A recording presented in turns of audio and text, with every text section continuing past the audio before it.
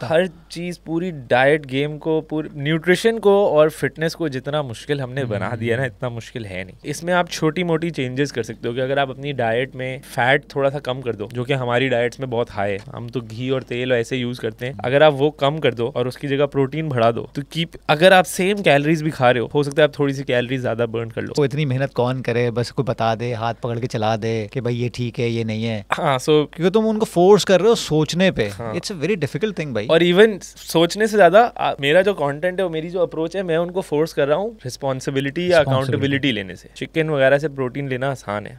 अगर आप वेजिटेरियन हो तो फिर आपको बड़ा ध्यान रखना पड़ेगा कि यार इतनी दाल मुझे खानी है। अच्छा, अगर मैं दाल से 30 ग्राम प्रोटीन ले रहा हूँ तो वो 500 कैलोरीज भी बन रही है, तो वो भी एडजस्ट करना है। सत्तू जो है हाँ। क्या ये रिप्लेसमेंट है वे प्रोटीन का? क्योंकि बहुत मंजन बेचा लोगों ने इस पे। यार सरप्राइजिंगली हमारे यहाँ नहीं बेचा है, ये इंडिया से आया है। इंडिया से आया, लेकिन यहाँ पे लोग बाइन कर रहे हैं ना उसको। हाँ, वो क्योंकि सोशल मीडिया है। हाँ। और एक स्पेसिफिक क्रिएटर है जहाँ से ये आया है। बिल्कुल। मैंने रिसर्च स्टडी शेयर की और उसका आगे से जवाब आया, आपको नहीं पता मैं डॉक्टर हूँ। मेरा जो खून खोलता है ना उस वक्त कि ये जो एक वो एरोगेंस है, एरोगेंस भी नहीं कहूंगा मैं, क्या बोलूं इसको, एक वो नेग्लिजेंस है, इग्नोरेंस है, अपने आपको जो खुद उन्होंने यहाँ चढ़ाया हुआ है ना कि भाई हम डॉक्टर हैं, हमें सब पता है। अगर मेडिसिन की बात हो रही होती मैं जरूर आपकी बात मानता। एक तो जब दूसरा बंदा इस तरह का बाप बन रहा होता है ना, मुझे पहली समझ आती है इसको नहीं पता चीज़, बट जितना नैरो करोगे ना फंस जाएगा वो। मैं हमेशा ये बोलता हूँ कि यार अगर कोई एक्सपर्ट, मैं न्यूट्रिशनिस्ट हूँ, मैं न्यूट्रिशन मोस्ट लोगों से बेहतर जानता हूँ, सुनो। और खास तौर से जब मैं जो कुछ बोल रहा हूँ ना, बहुत से लोग पता है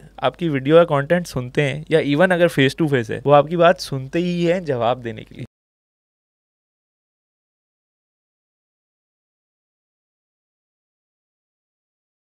अस्सलाम समीत, क्या हाल है? वालेकुम सलाम, अल्लाह का शुक्र। Thank you for showing up यार, डायरेक्टली फ्रॉम मलेशिया। अब ये तो नहीं कहूँगा कि तुम इस पॉडकास्ट के लिए आए हो सिर्फ लेकिन अच्छा लग रहा है ये बोलना। हाँ, आई थिंक काफ़ी अरसे से हमारा डिस्कशन चल रहा था क्योंकि हाँ, I been following you for ages now, और मैंने इतना पंगा लेते हुए किसी को देखा नहीं है सोशल मीडिया पे, और वो भी इतना बोल्डली।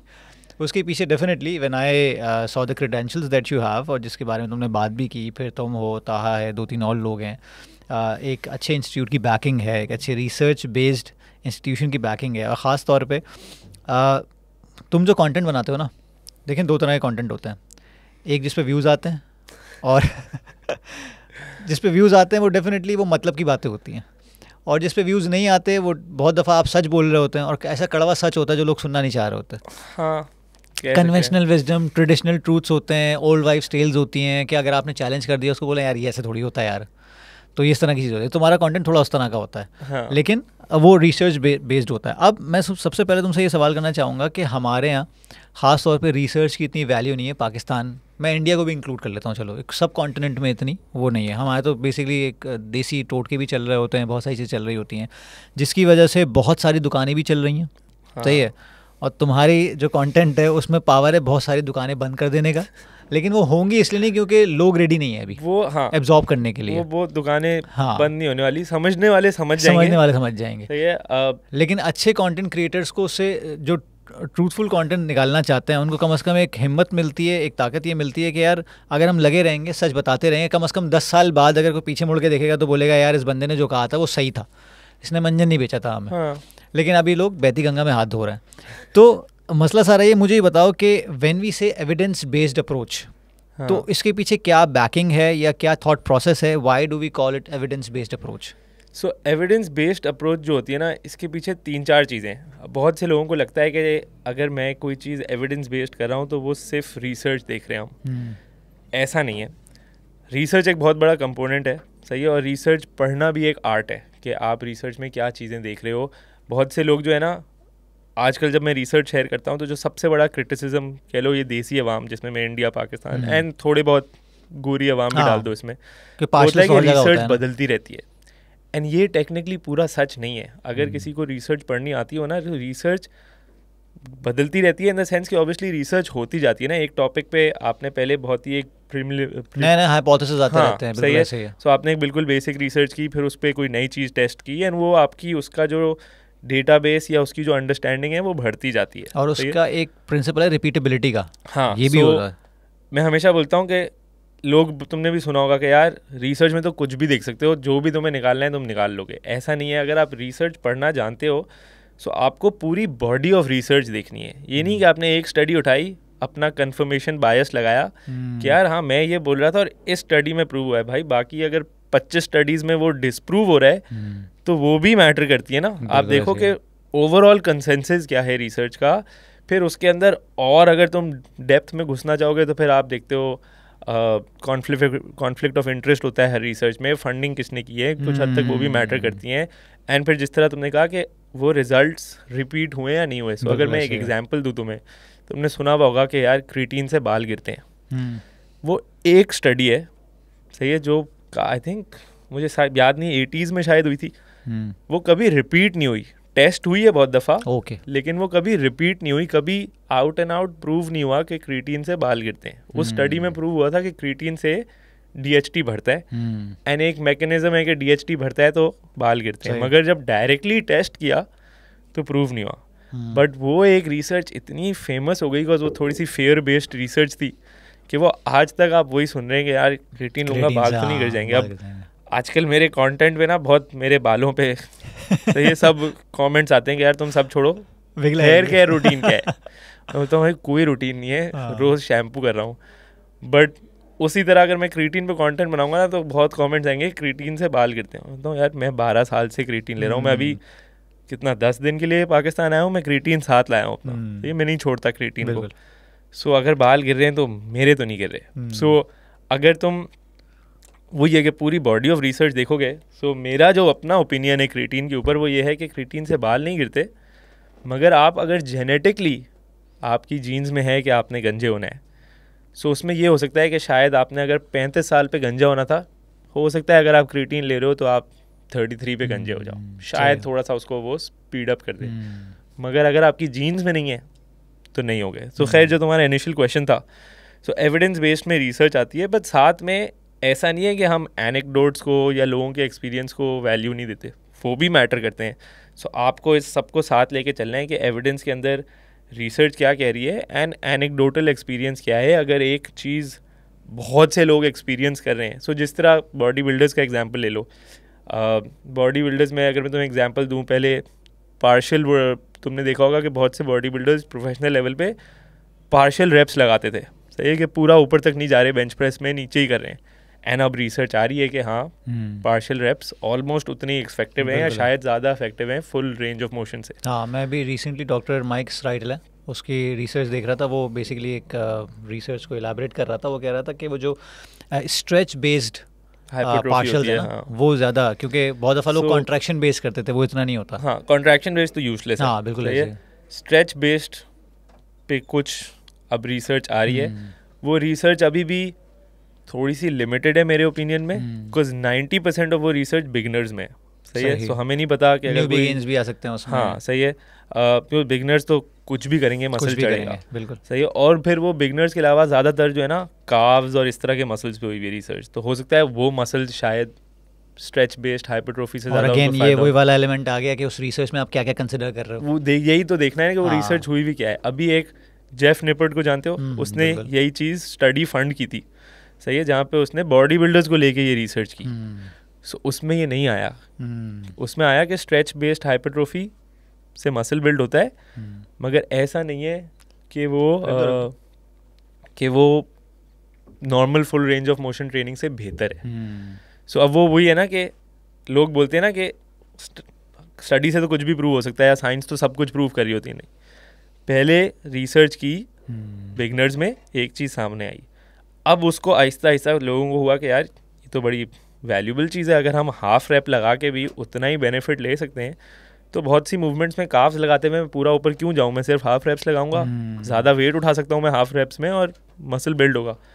तो अब उन्होंने कहा अच्छा ठीक है, बिगनर्स में था, अब देखते हैं कि एक्चुअल बॉडी बिल्डर्स या जो 10-12 साल या 5-6 साल से वर्कआउट कर रहे हैं उसमें फ़र्क आया है, और वो इतना फ़र्क नहीं आया। तो वो ये नहीं है कि पुरानी वाली साइंस गलत प्रूव हो गई, वो सिर्फ ये कि कॉन्टेक्स्ट मैटर करता है। वो बिगनर्स थे, उनमें शायद अगर आप किसी बिगनर को ट्रेन कर रहे हो या आप खुद बिगनर हो, हाँ अगर आप फुल रेंज ऑफ मोशन नहीं लगा रहे तो इतना फ़र्क नहीं पड़ता अपेरेंटली, अगर आपका सिर्फ गोल मसल बिल्ड करना है। बट अगर आप एक बॉडी बिल्डर हो, अब जो नई स्टडी आई है तो ऐसा नहीं है कि आप बोलो यार मैं हर चीज़ पार्शियल लगाऊंगा, बिकॉज अब वो हो रहा है कि नहीं पार्शियल इतना बेहतर नहीं है, बट पार्शियल का नुकसान भी नहीं है. सो वो कॉन्टेक्स्ट बड़ा इंपॉर्टेंट होता है रिसर्च के अंदर, और वही वो कॉन्टेक्स्ट है जो बहुत से लोग मिस कर जाते हैं. वो कंफर्मेशन बायस वाली बात तुमने बिल्कुल ठीक की ना, क्योंकि वो मसला ये है कि वो ये गूगल सर्च वाली बात आ गई ना कि इस क्रिएटिन डेंजरस तो आपको मिल जाएंगे बिलियंस ऑफ बिट्स, तो मैं यही कह रहा था, और इस क्रिएटिन यूजफुल वो भी मिल जाएंगे. अक्सर लोग जब रिसर्च सर्च करते हैं ना, उनका सर्च ही कंफर्मेशन बायस होता है. सही कि अगर उन्होंने सर्च करना है ना क्रिएटिन और हेयर फॉल, तो वो लिखेंगे ये, अगर वो पहली बात तो बहुत से लोग रिसर्च जानते नहीं है, वो सर्च करते हैं गूगल ऐसे ही. और मैं हमेशा ये बोलता हूँ कि जब हम बोलते हैं ना रिसर्च, तो रिसर्च का मतलब गूगल पे सर्च करना नहीं है, गूगल पे कोई भी आर्टिकल आ जाएगा. ऐसे ही. अगर मैं एक ब्लॉग पोस्ट भी आ सकती है उसमें. हाँ वही. सो मैं अगर एक बिल्कुल कोई भी नहीं हूँ, मैं कुछ भी नहीं जानता, लेकिन अगर मैंने ब्लॉग पोस्ट लिखा है वो गूगल पे आएगा नज़र. रिसर्च का मतलब होता है एक्चुअल साइंटिफिक रिसर्च. और फिर रिसर्च के अंदर भी जो लोग समझते नहीं है ना, हायरार्की होती है एक. ये सब पहले आती हैं जिनको हम कहते हैं कोहोर्ट स्टडीज़, जो कि होता है, जिसका मैं तुम्हें बहुत एक बड़ा एग्जांपल दूंगा कोक से रिलेटेड. सो कोहोर्ट स्टडी होती है कि आपने 2 लाख लोगों को देखा और उनके हैबिट्स देखे और फिर देखा उनके साथ क्या हो रहा है. सो इसमें एक सबसे बड़ी स्टडी जो है ना, जो तुम हमेशा सुनते होगे लोगों को कि यार डाइट कोक या आर्टिफिशियल स्वीटनर नहीं लेने चाहिए, इनसे डायबिटीज़ हो जाता है. वो क्यों है? क्योंकि कोहोर्ट स्टडीज़ हैं जिसमें आया है कि यार जो डायबिटिक लोग हैं वो कोक ज़ीरो बहुत पीते हैं. सही है. तो उससे लोगों ने अज्यूम कर लिया कि यार क्योंकि ये कोक ज़ीरो पीते हैं इनको डायबिटीज़ हो गई. मगर ये वो रिसर्च स्टडीज़ कभी भी कॉजेशन प्रूव नहीं करते, वो सिर्फ एक लिंक बताते हैं. क्योंकि मैं इसको रिवर्स कॉजेशन भी बना सकता हूँ कि यार जो तुम बोल रहे हो ना कि कोक ज़ीरो पीते हैं और डायबिटीज़ होगी, नहीं, ये भी हो सकता है कि उनको डायबिटीज़ है और वो इसलिए कोक ज़ीरो पी रहे हैं. ये सिर्फ लेटरल थिंकिंग का मामला आता है. सो लोग ये नहीं समझते कि लिंक और कॉजेशन में फ़र्क है. क्योंकि ये आ गई आपकी कोहोर्ट स्टडीज़, फिर ऊपर आती हैं आपकी RCTs, रैंडमाइज्ड कंट्रोल ट्रायल्स, जहाँ पे सब कुछ कंट्रोल करके देखते हैं कि काफ़ी बात करता है जिस पे कि उसमें ये होता है ना कि उनको कोक ज़ीरो दी और बाकी सारी चीज़ें सेम रखी और फिर देखा कि क्या इम्पैक्ट आया. उनका ब्लड शुगर लेवल बढ़ा, उनका इंसुलिन लेवल बढ़ा. वो होती हैं कि हर चीज़ टेस्ट, और उसमें भी उसके अंदर भी फिर होता है कि वो प्लेसिबो था उसके साथ, या कंट्रोल ग्रुप था, या ब्लाइंड ट्रायल थी, डबल ब्लाइंड ट्रायल थी, तो उसमें भी लेवल्स होते हैं. सही है. सो जैसे ब्लाइंड ट्रायल होती है कि जिसको कोक ज़ीरो दे रहे हैं उसको ये भी नहीं पता कि वो कोक ज़ीरो है या कोक है, तो उसका कोई कन्फर्मेशन, क्योंकि आपकी थिंकिंग भी बहुत मैटर करती है. सो अक्सर होता है कि अगर मुझे लग रहा है कि मैं शुगर पी रहा हूँ तो हो सकता है ब्लड शुगर पे थोड़ा सा रिस्पॉन्स आए. सो अब जब उसको पता ही नहीं है कि वो क्या पी रहा है. सही है. सो इसकी एक बहुत अच्छी स्टडी है जहाँ पे कुछ लोगों को आई थिंक स्टेरॉइड्स बोला था, स्टेरॉइड्स दे रहे हैं, बट स्टेरॉइड्स नहीं दिए थे. सही, पानी का इंजेक्शन लगा दिया था, लेकिन उनकी परफॉर्मेंस इंप्रूव हो गई थी. ये ले नॉर्टन का सुना था मैंने. सो क्योंकि उनकी मेंटल वो इतना होता है कि उनको लग रहा था अबे हमें तो लग रहा है स्टेरॉइड्स लग रहे हैं. सो परफॉर्मेंस इंप्रूव हो गई. परफॉर्मेंस इंप्रूव हुई तो रिजल्ट्स इंप्रूव हो गए. सो ये चीज़ें बड़ी मैटर करती हैं स्टडी में. फिर सबसे ऊपर आ जाता है आपका जिसको हम कहते हैं मेटा एनालिसिस या सिस्टमैटिक रिव्यू, जो कि सारी स्टडीज़ को कंपाइल करके एक रिसर्च आती है कि यार अभी तक जितनी स्टडीज़ हुई हैं वो मिला के उनकी समरी ये है. सो लोगों को स्टडी पढ़ने का वो भी नहीं आता. तो जब मैं कभी कंटेंट बनाता हूँ मैं कोशिश करता हूँ कि मैं सिस्टमैटिक रिव्यूज़ या मेटा एनालिसिस ढूंढूँ. वो नहीं मिल रहे तो फिर रैंडमाइज्ड कंट्रोल ट्रायल्स. और अक्सर जब भी कोई मेरे साथ आर्ग्यूमेंट करता है ना कमेंट्स में, सो मैं हमेशा इवेंचुअली बोलता हूँ अच्छा ठीक है आप जो भी हो मुझे कोई एविडेंस दे दो, कोई कुछ मुझे DM कर दो. मैं भी चाहूँगा अगर मैं गलत हूँ ठीक है मुझे बताओ, मुझे कोई इशू नहीं है ये मानने से भी कि अच्छा मैं गलत था, ये एक स्टडी इस मैटर में को हमें शायद और रिसर्च करने की ज़रूरत है. बट हमेशा आगे से आता है या तो किसी और बंदे का नाम आ जाएगा कि अच्छा आपको नहीं पता आप एरिक बर्ग की वीडियो देख लें या आप ग्लूकोज गॉडेस की वीडियो देख लें. लेकिन यार ये तो मतलब हाँ सही बात है. वो असल में मुझे लगता है कि जितना एकेडमिकली साउंड होना हम एक्सपेक्ट कर रहे हैं ना आवाम से, वो कभी हो नहीं सकता. क्योंकि एक तो इसमें शौक का भी एलिमेंट है. शौक से ज़्यादा पता है क्या है जो मैं बोलता हूँ हमारी देसी आवाम कह लो या मैं स्पेसिफिकली पाकिस्तानियों पे रखता हूँ, वो ये है कि लैक ऑफ क्रिटिकल थिंकिंग बहुत है. बिल्कुल बिल्कुल. और वो हर चीज़ की जड़ है. मैं जो अभी आजकल जो कंटेंट बना रहा हूँ ना वो बहुत ही उसमें से कुछ कंटेंट है मैं बहुत बेसिक लेवल पे, मैं कुछ कॉन्टेक्ट में रिसर्च पे भी बात नहीं कर रहा, मैं बहुत बेसिक लेवल पे बात कर रहा हूँ यार। I was डम्बफाउंडेड। कॉमन सेंस की बात है। अभी तुमने रिसेंटली वो बंदे का लगाया था जो कुछ प्रोडक्ट्स भी बेचता है, जो बेसिकली कह रहा था बिरयानी में इतनी शुगर होती है। अल्लाह माफ करे, मैंने कहा यार ये उसका जो भी है, मैंने कहा यार ब्रो उसका तो पूरा कंटेंट ही है यार वो। बेस्ट बात पता है क्या है, से चीनी निकाल ली उसने। बेस्ट बात पता है क्या है, वो शहद बेचता है। हाँ सही है, विनेगर भी बेचता है, विनेगर भी बेचता है, बट शहद भी बेचता है ना। सो आज लाइक हर चीज में वो शुगर को डिमोनाइज कर रहा है और फिर वो शहद बेच रहा है और आवाम समझ नहीं पा रही है। मसला ये ना, वो इतनी मेहनत कौन करे, बस कोई बता दे, हाथ पकड़ के चला दे कि भाई ये ठीक है ये नहीं है। हाँ सो क्योंकि तुम उनको फोर्स कर रहे हो सोचने पे। It's a very difficult thing भाई। और इवन सोचने से ज़्यादा मेरा जो कंटेंट है और मेरी जो अप्रोच है, मैं उनको फोर्स कर रहा हूँ रिस्पॉन्सिबिलिटी या अकाउंटेबिलिटी लेने से कि आपका वेट बढ़ा है आपकी वजह से। ऐसे ही है। सही। हाँ पीछे कुछ जेनेटिक फैक्टर्स, स्ट्रेस फैक्टर्स, बहुत सी चीज़ें होंगी सही है जो इन्फ्लुएंस करती हैं, बट इवेंचुअली आप कंट्रोल में हो। सही। आपने ज़्यादा कैलोरीज खाई हैं सही है, और वो चीज़ बहुत से लोग एक्सेप्ट करने को तैयार नहीं है क्योंकि फिर ब्लेम उनके ऊपर आ गया। बहुत आसान है ना, और इसीलिए इस तरह का कंटेंट बहुत चलता है कि यार वो अच्छा मेरा वेट गेन इसलिए हुआ कि मैं चावल खा रहा था, या मैं उठा के किसी और पे या मैं कोई भी चीज़ होती है, मैं नाश्ता में वाइट ब्रेड खा रहा था तो ये, या मैं एप्पल साइडर विनेगर नहीं ले रहा, कोई भी इस तरह का कंटेंट बना दो, या ये वेट लॉस पाउडर मुझे पता ही नहीं था इसलिए मेरा वेट लूज नहीं हो रहा। अपने ऊपर से हटा दी ना रिस्पॉन्सिबिलिटी, आपने किसी और पे डाल दिया कि ओह यार ये मसला था, और फिर वो इसमें फंसे रहते हैं।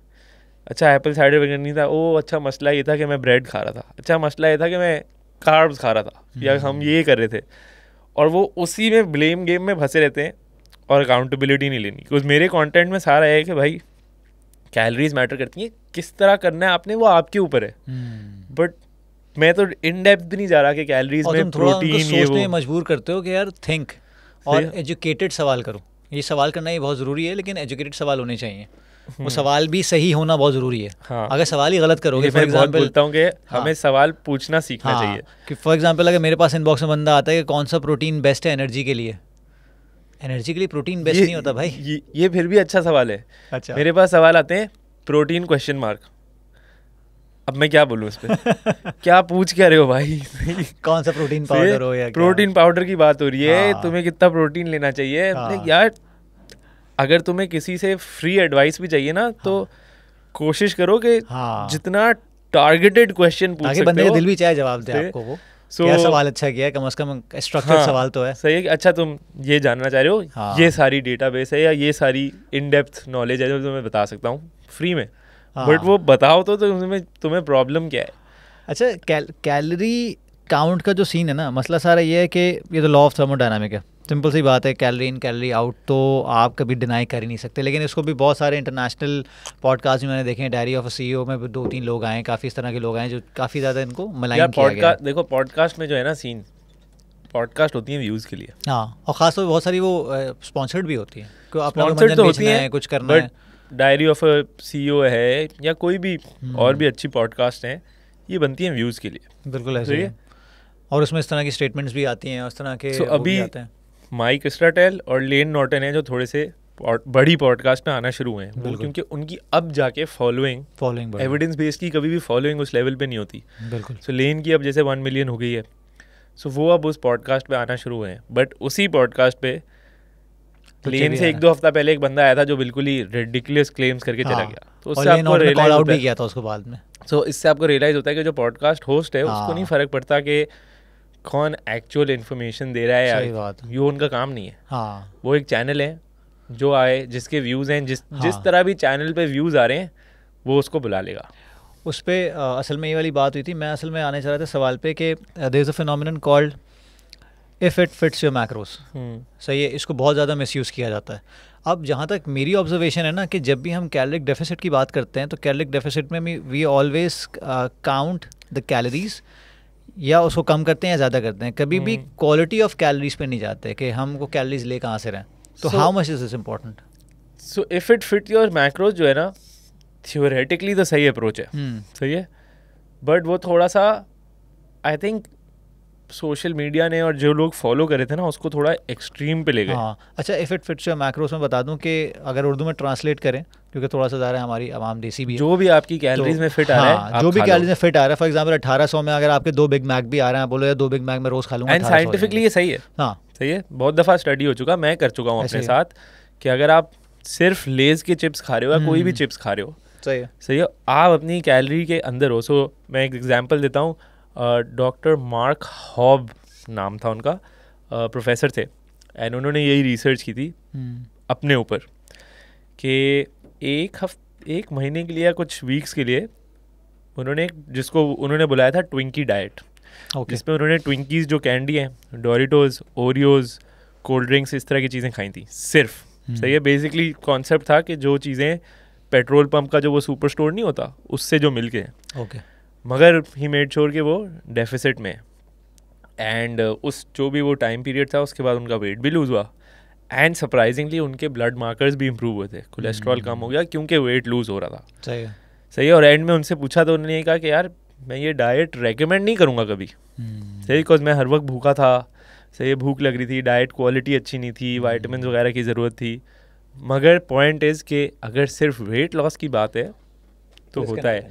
इसी तरह एक यूट्यूबर था जिसने मैकडॉनल्ड्स की डाइट की थी, सिर्फ ब्रेकफास्ट लंच डिनर मैकडॉनल्ड्स खाया था, मगर अपनी कैलोरीज के अंदर रह गया, एंड वेट लूज़ हुआ था। लोगों को अक्सर लगता है ना कि यार आप ये फास्ट फूड खाओगे तो वेट लूज़ नहीं होगा, वेट लूज़ होगा, मगर वही है, प्रॉब्लम ये आती है कि स्पेशली अगर मैं पाकिस्तान की ऑडियंस की बात करूँ, हमारी ऑडियंस एक्टिव नहीं है। बहुत रीज़न है इसके पीछे, बट एक रीज़न ये है कि जनरली हमारा शहर या हमारा मुल्क पेडेस्ट्रियन फ्रेंडली ही नहीं है। सही है, मैं जब पाकिस्तान में था पूरा दिन जिम में फ्लोर पे खड़े रह के, क्योंकि आप जिम में अगर काम कर रहे हो तो बैठे हुए तो नहीं हो आप, मेरे शायद 10-11 हज़ार स्टेप्स होते थे। मैं दुबई मूव हुआ, नॉर्मल लाइफ में वॉक करके या अपनी स्कूटी पे बैठ के जिम जाना, रात को 20 से 24 हज़ार स्टेप्स ईजी। सही है, उसका फ़ायदा क्या हुआ कि अगर मैं पाकिस्तान में डेफिसिट पे डाइट कर रहा हूँ वेट लूज़ करने के लिए, मुझे शायद 1800 कैलोरी खानी है, दुबई में मैं 2600 पे भी वेट लूज़ कर रहा था, मेरी ज़िंदगी आसान हो गई ना, मैं 2600 कैलोरी खा रहा हूँ, वेट तो बढ़ ही नहीं रहा। इसी तरह भी मलेशिया में भी मेरे 10-12-14 हज़ार आराम से हो जाते हैं स्टेप्स। सही, सो वो एक फैक्टर है, बट क्योंकि हम लोग एक्टिव नहीं हैं तो हमें कम कैलोरीज चाहिए। उसमें फिर प्रॉब्लम ये आती है कि अगर आप जाके मैकडॉनल्ड्स की मील खा रहे हो, एक बर्गर, लार्ज फ्राइज़, या कोई और, लोग बोलेंगे बॉयकॉट चल रहा है, आप कोई भी मील खा रहे हो फास्ट फूड की, 1300-1400 कैलोरीज हो गई अगर कोल्ड ड्रिंक भी आपने साथ पी है।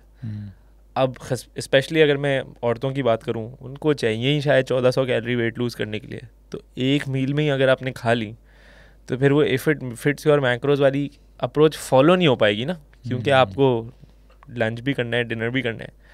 सो वहाँ पे उसी का if it fit your macros को वही ना, स्पेशली ये यूट्यूब पे बहुत ज़्यादा आउट हो गई थी कि भाई if it fit your macros पे मैं कंटेंट बना रहा हूँ और आज मैं खाऊंगा 4000 कैलोरी बट सिर्फ जंक। व्यूज़ तो आएंगे कि यार ये बंदा सीरियल भी खा रहा है, ये बंदा बर्गर्स भी खा रहा है, इसका वेट कैसे लूज़ हो रहा है, और वो दिखने में भी अच्छा लगता है कि अच्छा अच्छा खाना है। सो उसी से निकला था फिर एक और वर्ड, फ्लेक्सिबल डाइटिंग, जो है टेक्निकली दोनों सेम चीज़ें, बट फ्लेक्सिबल डाइटिंग में थोड़ा सा कॉन्सेप्ट है कि यार आप 80% highly nutritious, nutrient dense, protein sources, whole grains, fruits, vegetable, lentils, beans, ये जो सारी चीज़ें खा रहे हो, बट 20-25% आप हो सकती है। हाँ, आपको जो भी पसंद है, चाहे वो चॉकलेट्स हो, चिप्स हो, आइसक्रीम हो, तो आपने उस 80% से अपनी हेल्थ पे भी ध्यान दे दिया। सो ये जो आपकी बॉडी की बेसिक रिक्वायरमेंट्स हैं, सो बेसिकली अगर आपकी बॉडी की एक बेसिक रिक्वायरमेंट है प्रोटीन की, आपकी बॉडी की एक बेसिक रिक्वायरमेंट है फाइबर की, आपकी बॉडी की एक बेसिक रिक्वायरमेंट है फैट की। ना फाइबर की भी टेक्निकली सर्वाइवल के लिए रिक्वायरमेंट नहीं है, बट मैं बात कर रहा हूँ एक ऑप्टिमल हेल्थ के पर्सपेक्टिव से, गट हेल्थ वगैरह। सही, हाँ। So fibre, protein, fat and then vitamins, minerals वगैरह होती हैं। अगर ये रिक्वायरमेंट्स पूरी हो गई, एक हद तक चीज़ों को सिंप्लीफाई कर रहा हूँ, बट एक हद तक इसके बाद आप जो भी खाओगे वो आपके लिए एनर्जी है सिर्फ। सही, वो ऐसा नहीं है प्रोटीन आपकी बॉडी को 100 चाहिए और आपने 200 खा लिया तो कुछ फ़ायदा हो जाएगा, बहुत नहीं होगा। इसी तरह फाइबर आपको एक लिमिटेड क्वांटिटी चाहिए, उससे ज़्यादा इनफैक्ट कॉन्स्टिपेशन वगैरह हो सकती है लोगों को। इसी तरह वाइटामिन मिनरल्स भी एक लिमिट में ही बॉडी यूज़ कर सकती है, उससे ज़्यादा वो ज़ाया होंगी या फ्लश आउट हो जाएगी या फिर वो सही है। कुछ हैं जो स्टोर हो जाएंगी फैट सॉल्युबल वाइटामिन, बाकी फ्लश आउट हो जाएंगी, बट वो भी जो स्टोर होंगी वो बाद में यूज़ होंगी, और अगर ओवर टाइम बहुत ज़्यादा स्टोर हो रही हैं तो वो उसकी टॉक्सिसिटी के अपने मसले हैं। सो अगर वो बेसिक रिक्वायरमेंट्स मीट हो रही है तो टेक्निकली उसके बाद आप जो भी खाओ वो एनर्जी है। चाहे वो आप शुगर खा रहे हो, चाहे वो आप हेल्दी फूड जिसको भी हम कहते हैं, स्टेक खा रहे हो, शकरकंदी खा रहे हो, कुछ इस तरह की चीज़ खा रहे हो। नाउ अब उसमें ये डिफरेंस आ जाता है कि हाँ, अगर आपने 1000 कैलोरीज में अपनी रिक्वायरमेंट्स पूरी कर ली और आप बाकी 1000 कैलोरीज सिर्फ शुगर खा रहे हो तो आपका पेट नहीं भरेगा, और वो फिर हंगर एलिमेंट अलग से आ जाएगा। और अगर आप उसमें satisfied element nutrient dense foods खा रहे हो, दाल वगैरह खा रहे हो, तो पेट भरेगा, आपको भूख नहीं लगेगी। वो फैक्टर अलग है, मगर टेक्निकली उस पॉइंट के बाद सारी चीज़ें एनर्जी हैं। तो अगर आप ये समझ जाओ तो आप रियलाइज़ करते हो कि यार हाँ, मैंने अगर अपनी बेसिक्स पूरी कर ली हैं तो मैं रात को 1-2 स्कूप आइसक्रीम में खा लूँ, खैर है। तो रोज़ ना खाओ, हर दूसरे तीसरे दिन खा लो। ख़ास तौर पे ये आपको लॉन्ग टर्म के लिए ना अपने ट्रैक पे स्टिक रहने में भी हेल्प कर रहा होता है। हाँ, अगर आप बहुत रिस्ट्रिक्टिव हो जाते हो तो फ़ायदा कोई नहीं है, क्योंकि आप एक दफ़ा के लिए फॉर एग्जांपल 10-12 दिन के लिए या फिर आपने 3 महीने की रिस्ट्रिक्टिव डाइटिंग कर ली, अब 3 महीने बाद फिर आपका दिल चाहता है, आप बस ये सोचो यार ये कब ख़त्म होगा, और जैसे ही आप उस पर दोबारा आते हो तो रिलैप्स इतना गंदा होता है। ये एग्जैक्टली। सो मुझे सबसे ज़्यादा आजकल जो कंटेंट आ रहा है ना कि अच्छा आप हर चीज़ को सॉर्ट ऑफ डिनाई कर रहे हैं। सही, मैं हर वीडियो उठाता हूँ, ऐसा नहीं है। तो मुझे हमेशा कमेंट्स में जाओगे ना तो आएगा कि यार तुम सब चीज़ें मना कर रहे हो तो करना क्या है। सही है, और मैंने बहुत सी वीडियोस में डिस्कस किया हुआ है करना क्या है, कि मुश्किल लगता है ना वो वही है ना कि यार अब कैलोरीज काउंट करें या हम अपनी पोर्शंस का ध्यान दें। सही है, क्योंकि कैलोरीज काउंट करनी ज़रूरी नहीं है, बट किसी लेवल पे आपको किसी तरह अपना पोर्शंस काउंट कर लें। मैं बहुत बेसिक उसको बताता हूँ कि भाई कुछ नहीं करना ना, अभी जो एग्जिस्टिंग डाइट है वही रख लो, आहिस्ता आहिस्ता उसमें से कैलोरीज कम कर दो। अब उसको काउंट करने की ज़रूरत नहीं है, मगर अगर डिनर में 3 रोटी खा रहे हो 2 कर दो, हो गई 100-150 कैलोरी कम। सिर्फ ये चीज़ चेंज करो, नहीं पड़ा फ़र्क, लंच से एक डबल रोटी निकाल दो या तेल कम यूज़ कर लो। आहिस्ता आहिस्ता आप इसी तरह कैलोरी डेफिसिट में आ जाओगे। बट वही है ना, वो क्विक फिक्स नहीं दे रहा ना मैं कि नहीं कुछ नहीं करें, लंच से पहले एप्पल साइडर विनेगर पी लें, या डिनर के बाद आज मुझे एक वीडियो एडिट करनी है, वो उन्होंने तो पता नहीं, मुझे लगा कि अलमारी खोली और जो जो मसाले नज़र आए ना, उन्होंने एक ब्लेंडर के अंदर जिंजर गार्लिक पेस्ट, लाल मिर्च, काली मिर्च, हल्दी, मुझे कसम से वो वीडियो देख के लग रहा था कि अब ये बोलेंगे ये बिरयानी का मसाला तैयार है अब आप बिरयानी पका सकते हो। नहीं, ये आपने पीना है, इससे वेट लूज होगा। Oh shit. तो मैंने कहा यही सारी चीज़ें तो सालन में भी डलती हैं, तो फिर सालन से क्यों नहीं वेट लूज हो रहा, अगर इन मसालों से ही जादू होना है तो। बट वो आसान है ना, वो व्यूज़ के लिए आसान है कि लोग बोले अरे यार ये करना है, बस ये तो आसान है, ये तो हम कल से करना स्टार्ट कर देते हैं। मुझे बताओ, अकाउंटेबिलिटी नहीं आई ना। मुझे बताओ कि TEF का जो एलिमेंट है, थर्मोजेनिक इफेक्ट ऑफ फूड, ये लोगों को समझ में नहीं आता अक्सर, कि अगर आप बोलते हो कि भाई सर्टन टाइप्स ऑफ फूड या कैलोरिक डेफिसिट या फिर ज़्यादा प्रोटीन, क्योंकि उसका थर्मोजेनिक इफेक्ट ज़्यादा होता है, कि भाई ये आपका वेट लूज़ करता है या फिर कैलोरीज बर्न करता है ड्यूरिंग डाइजेशन। ये लोगों को समझाना इसलिए मुश्किल होता है क्योंकि लोगों की एक वो है कि स्टार्विंग से बेसिकली वज़न कम होता है, कि खाना खाने से वज़न कैसे कम होगा। इससे भी बड़ा मसला था क्या है, जो मुझे कंटेंट बनाने से आइडिया होता है, लोगों को यही नहीं पता अभी कि आपकी बॉडी कैलोरीज बर्न किस तरह करती है।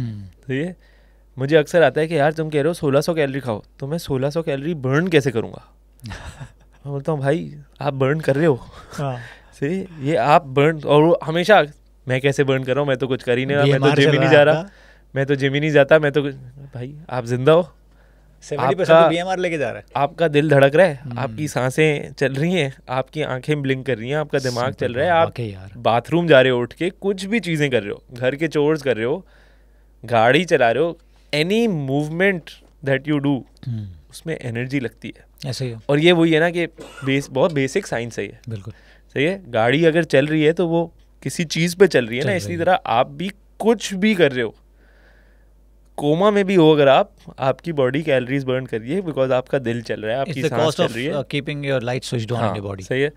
सो लोगों को वही नहीं पता। सो मेन तो आपकी 70% जिस तरह तुमने कहा कि कैलोरीज तो ऑलमोस्ट वहीं से आ गई। बिल्कुल। फिर उसके ऊपर अप्लाई होता है नीट का फैक्टर है, जो कि है वो एक्टिविटी जिसको आप, जैसे जो लोग कहते हैं ना मुझे कि यार हम एक्सरसाइज तो कर ही नहीं रहे, हाँ बट आप नीट तो कर रहे हो, आप किचन में खड़े होकर खाना पका रहे हो, आप कुछ भी कर रहे हो, कुत्तों को वॉक पे ले जा रहे हो, अपने घर की सीढ़ियाँ चढ़ रहे हो, वो सब नीट है। और नीट एक बहुत जेनेटिक फैक्टर भी है, कुछ लोगों का नीट बहुत हाई होता है, तो मेरा नीट बहुत हाई है। अगर इस पॉडकास्ट में आप ध्यान दें तो मैं बहुत हाथों से बात कर रहा हूँ। नेचर ऑफ जॉब पे भी डिपेंड करता है। नेचर ऑफ जॉब पे तो करता है ऑब्वियसली। अब मजदूरों को देख लो, वो टेक्निकली एक्सरसाइज तो नहीं है, उनका काम है, बट इवन लाइक मैं हाथों से बहुत बात करता हूँ। और ये चीज़ मैंने नोटिस की है कि जब मैं बल्क पे हूँगा या मैं ज़्यादा कैलोरीज खा रहा हूँ ना, मैंने अपने सोशल मीडिया कंटेंट से नोटिस किया हुआ है कि अगर मैं बल्क पे हूँ मैं ज़्यादा एनिमेटेड होता हूँ अपनी वीडियोज़ में, और अगर मैं कट पे हूँ तो मैं इतना एनिमेटेड नहीं हूँगा, मैं बिल्कुल सीधा खड़े होकर थोड़ा सी हैंड मूवमेंट के साथ वीडियोस बना रहा हूँ। सो वो आपकी बॉडी एक तरीके से ऑटो रेगुलेट भी कर लिए कि अच्छा ज़्यादा कैलोरीज आ रही है, हम थोड़ी सी ज़्यादा कैलोरीज बर्न कर सकते हैं, ऐसे ही है। बट वो नीट का बहुत बड़ा फैक्टर है। फिर आता है थर्मोजेनिक इफेक्ट ऑफ फूड, जो है कि आप जो भी खाना खाते हो आपकी बॉडी उसको भी डाइजेस्ट करने के लिए कुछ कैलोरीज बर्न करेगी, जिसमें जिस तरह तुमने कहा कि प्रोटीन का सबसे हाईएस्ट होता है, I think 10 to 20% of the calories from protein burn as energy. So example इसका ये है कि अगर आपने 100 कैलोरीज खाई हैं, 10 से 20% तो वहीं पे बर्न हो गया, उससे उस खाने से एनर्जी निकालने के लिए। कार्ब्स का फैक्टर 4 कैलोरीज का तकरीबन 2.83 कैलोरीज आपकी एब्जॉर्ब हुई, बाकी 1 कैलोरी तकरीबन आपकी बर्न हो गई। सही है। फिर कार्ब्स का आई थिंक 5 to 10% होता है depending on source of carb वगैरह, और फिर फैट का सबसे कम होता है, 2-3% उसका होता है। सो ये भी एक इम्पॉर्टेंट एलिमेंट है। हाँ इतनी ज़्यादा कैलोरीज नहीं है, बट इसमें आप छोटी मोटी चेंजेस कर सकते हो कि अगर आप अपनी डाइट में फ़ैट थोड़ा सा कम कर दो, जो कि हमारी डाइट्स में बहुत हाई है, हम तो घी और तेल ऐसे यूज़ करते हैं, अगर आप वो कम कर दो और उसकी जगह प्रोटीन बढ़ा दो, तो अगर आप सेम कैलोरीज भी खा रहे हो सकता है आप थोड़ी सी कैलोरीज ज़्यादा बर्न कर लो। सही बात है। इफेक्ट छोटा होगा बट होगा, लेकिन होगा तो सही ना, नेट इफेक्ट होगा ना। एंड ऑब्वियसली अगर आप तेल कम करके प्रोटीन बढ़ा रहे हो तो आपकी प्लेट की क्वांटिटी भी बढ़ रही है, तो वो एक अलग एडेड एडवांटेज है। बिकॉज मैं हमेशा ये बोलता हूँ कि तेल बेशक टेस्ट ऐड करता होगा खाने में, बट वॉल्यूम नहीं ऐड कर रहा। सो अगर आप एक एयर फ्राइड चिकन खा रहे हो जिसमें तेल नहीं है, या आप एक डीप फ्राइड चिकन खा रहे हो, पेट लगभग सेम ही भरने वाला है तुम्हारा, मगर कैलोरीज का ज़मीन आसमान का फ़र्क है। उसकी जगह अगर तुम वही कैलोरीज तेल से हटा के एक की जगह 1.5 चिकन खा लेते, तुम्हारा पेट कितना ज़्यादा भर जाता, बट कैलोरीज तो अपनी जगह ही है। मेरे ख्याल से यही वो कॉन्सेप्ट आता है जो मैंने कहा ना कि क्वालिटी ऑफ फूड, जो फूड चॉइसेस बहुत मैटर करती हैं। और देसी डाइट में यही है ना कि हमारी फूड चॉइसेस क्या हैं, कार्ब्स और तेल ही है ना, प्रोटीन तो है ही नहीं। सही है। यार लोग अक्सर मुझे बताते हैं, फॉर एग्जांपल अगर किसी ने मुझसे पूछा, बोलता हूँ कि आपकी डाइट क्या है, तो प्रोटीन कैसे लेते हो, तो बोल रहे हैं हम फ्रूट्स खाते हैं, हम डेट्स खाते हैं, बनाना सुबह लेते हैं, उसके बाद रात में रोटी के साथ कोई भी सालन। अच्छा हमारे यहाँ सालन भी तो अब आलू की तायरी बनी हुई है, अब उसमें कहाँ प्रोटीन है, आलू की तायरी बेसिकली कार्ब्स है, अब उसमें तेल भी है और वो तेल में भी डूबी हुई है, उसके बाद हाँ डूबी हुई है, फिर उसके बाद छोले चावल सही है, प्लांट प्रोटीन है लेकिन इतना मैसिव नहीं है। तो अब इसमें जब मैं प्रोटीन ढूंढ रहा होता हूँ कि किधर आएगा, नहीं प्रोटीन नहीं होता यूजुअली, ये तो फूड चॉइसेस हैं, और बॉडी चाहिए श्रेडेड। और तुम अगर गौर करोगे ना तो ये थोड़ा सा इसमें जेंडर इनइक्वालिटी भी है, लड़कों की फिर भी कम होती है बट प्रोटीन फिर भी होगी, लड़कियों की वो भी नहीं होगी, वो भी नहीं होती है। तो ये फियर का एलिमेंट भी आ जाता है, बहुत से रीजंस है इसके पीछे, बहुत से रीजंस हैं। थोड़ा बहुत इसमें पेट्रियार्की का भी एलिमेंट है, मैंने इसमें काफ़ी रिसर्च की हुई है, बट है सही है। सो लड़कियों की जब मैं किसी फीमेल के साथ काम करूँगा, प्रोटीन होगा 10 ग्राम 15 ग्राम, और वो भी इसी तरह ना, रोटी से 2 ग्राम आ गया, इस तरह करके। यार कुछ तो मतलब कहीं तो कुछ प्रोटीन होगा, आपके लिए भी प्रोटीन इंपॉर्टेंट है भाई, प्रोटीन सिर्फ मर्दों के लिए नहीं है। सही बात। एंड और फिर वो क्योंकि उनको आदत ही नहीं है, तो वो आदत बिल्ड करने में भी टाइम लगता है। तो प्रोटीन खाना, अच्छा मैं 1 अंडा खा लूँगी नाश्ते में, 6 ग्राम आ गया, बाकी 80 ग्राम कहाँ से लाएंगे। सो अच्छा मुझे एक कॉन्सेप्ट है जो मैं चाहता हूँ थोड़ा सा जितना तुम सिंप्लीफाई कर सको, क्योंकि बहुत इंपॉर्टेंट चीज़ है कि न्यूट्रिएंट डेंस और कैलोरिक डेंस फूड जो होते हैं ये लोगों को समझ में नहीं आता अक्सर। तो बीइंग एन एक्सपर्ट अगर तुम इसको सिंप्लीफाई कर सको कि भाई यार फूड चॉइसेस के लिए, देखो न्यूट्रिएंट डेंस फूड्स जो मैंने पहले कहा, आपकी प्रोटीन सोर्सेज सही है। होल ग्रेन्स आ गए, लेंटिल्स, बीन्स, दालें जो हो गई आपकी, सारी सब्जियां, फल वगैरह, जिसके जो वॉल्यूम में भी कंज्यूम करें लेकिन कैलोरीज कम। हाँ, सो इनके अंदर कैलोरीज कम होती हैं जनरली, और फाइबर, वाइटामिन, मिनरल्स ये बहुत ज़्यादा क्वांटिटी में, जिससे आपकी बॉडी को फ़ायदा है। सही है। कैलोरी डेंस फूड्स होते हैं जो आसान लफ्ज़ों में इनमें कैलोरीज बहुत ज़्यादा है। बेसिक एग्जांपल आपका सारा फास्ट फूड है। ये फ्राइड चिकन की बात कर लो, फ्राइड चिकन हो गया, डीप फ्राइड चिकन की, पिज़्ज़ा हो गया। सही है। मतलब आपने एक मीडियम पिज़्ज़ा खाया, 1500 से 2000 कैलोरीज हैं, यूं करके ख़त्म होती हैं। या मैकडोनल्ड्स की मील या किसी भी फास्ट फूड की मील ले लो, या फिर आप इसमें थोड़े से, मैं कहूँगा हमारे देसी खाने भी डाल सकते हो तुम। बिल्कुल। निहारी ले लो, बिल्कुल, हलीम ले लो, इवन टू सम एक्सटेंट एक देग वाली बिरयानी जो है वो काफ़ी कैलोरी डेंस होगी। सही है। अब इसमें थोड़ा सा वो भी क्रॉस ओवर भी हो सकता है। सो ज़रूरी नहीं है कि कोई चीज़ अगर कैलोरी डेंस है वो न्यूट्रिएंट डेंस नहीं हो सकती। मैं एग्जांपल देता हूँ, मैं घर पे बहुत पिज़्ज़ाज़ बनाता हूँ। मेरे पिज़्ज़ाज़ थोड़े बहुत कैलोरी डेंस तो होंगे ऑब्वियसली, उतने नहीं होंगे जितने रेस्टोरेंट में होंगे, मगर क्योंकि मैंने लो फैट चीज़ डाल दी, मैंने तेल नहीं यूज़ किया पकाते हुए, इस तरह की चीज़ें मेरे कंट्रोल में यूज़ कर लिया, बट मैं उनको न्यूट्रिएंट डेंस भी बना देता हूँ। सो मैंने उसमें प्रोटीन ज़्यादा डाला, मेरे पिज़्ज़ा में 40-45 ग्राम प्रोटीन आ रहा है। सही है। वो चिकन डाल दी, चीज़ आ गई सारी, फिर आपने वेजिटेबल से भर दिया उसको। सही है। सो क्या आप डाल सकते हो यार, टमाटो पेस्ट का सॉस है, अब मैंने केचप नहीं यूज़ किया, मैंने एक्चुअल टमाटोज़ का सॉस यूज़ किया। आपने उसमें शिमला मिर्च डाल दी, प्याज डाल दी, हैलोपिनोज डाल दी, बहुत सी वेजिटेबल्स डाल के आप उसको न्यूट्रिएंट डेंस बना सकते हो। और सिमिलरली अगर आप घर पे भी खा रहे हो, आप बिरयानी भी खा रहे हो, आप सलाद डाल के उसको न्यूट्रिएंट डेंस एज अ मील कर सकते हो। उल्टा आपका फाइबर भी भर जाएगा, पेट भी भर जाएगा। बट जनरली ये दो चीज़ें कुछ हद तक क्रॉस ओवर है। फॉर इंस्टेंस अगर मैं तुम्हें एग्जांपल दूँ, गुआकामोले जो एक डिश है, सही है, जो एवोकाडो से बनती है। एवोकाडोज काफ़ी न्यूट्रिएंट डेंस हैं, बट कुछ हद तक कैलोरी डेंस भी हैं, फैट। सो हाँ, बट मोस्टली आपकी डाइट ज़्यादातर न्यूट्रिएंट डेंस होनी चाहिए। तो ये उसको सिंप्लीफाई करें और न्यूट्रिएंट डेंस फूड्स डालें, और फिर उसके ऊपर आपने अगर थोड़े बहुत calorie dense foods, even like basic biscuits, chips वगैरह डालने हैं, आप डाल सकते हो। जैसा मैंने कहा, अगर आपने अपनी बेसिक्स का ख्याल रख लिया ना, तो उसके ऊपर फिर आप एनर्जी ले रहे हो। अब आपके ऊपर है कि आज आप बोलो यार हाँ सही है, मैं 2 स्कूप आइसक्रीम खा लेता हूँ, शायद पेट ना भरे, बट कल कुछ बेहतर खा लेंगे, आज मेरा दिल चाह रहा है आइसक्रीम खाने का। सो आपकी मेंटल, जो तुमने कहा ना, जिसको कहते हैं कि आप कितने अरसे तक वो डाइट कर सकोगे, आप स्टिक रहोगे, हाँ, कंसिस्टेंट कितना रह थोड़ा रिवॉर्ड मैकेनिज्म भी हिट होता रहता है आपका। मैं डाइट प्लान्स के बहुत अगेंस्ट हूँ, ना मैं बनाता हूँ ना मैं सपोर्ट करता हूँ।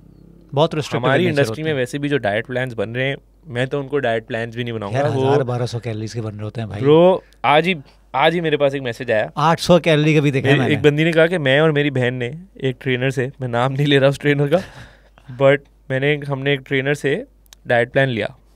उस बंदी ने कहा कि नॉर्मल डाइट प्लान है 3000 का, PCOS का डाइट प्लान है 5000 का। ठीक है। एक बहन ने कहा मेरा नॉर्मल है, दूसरी बहन ने कहा मुझे PCOS है। सही है।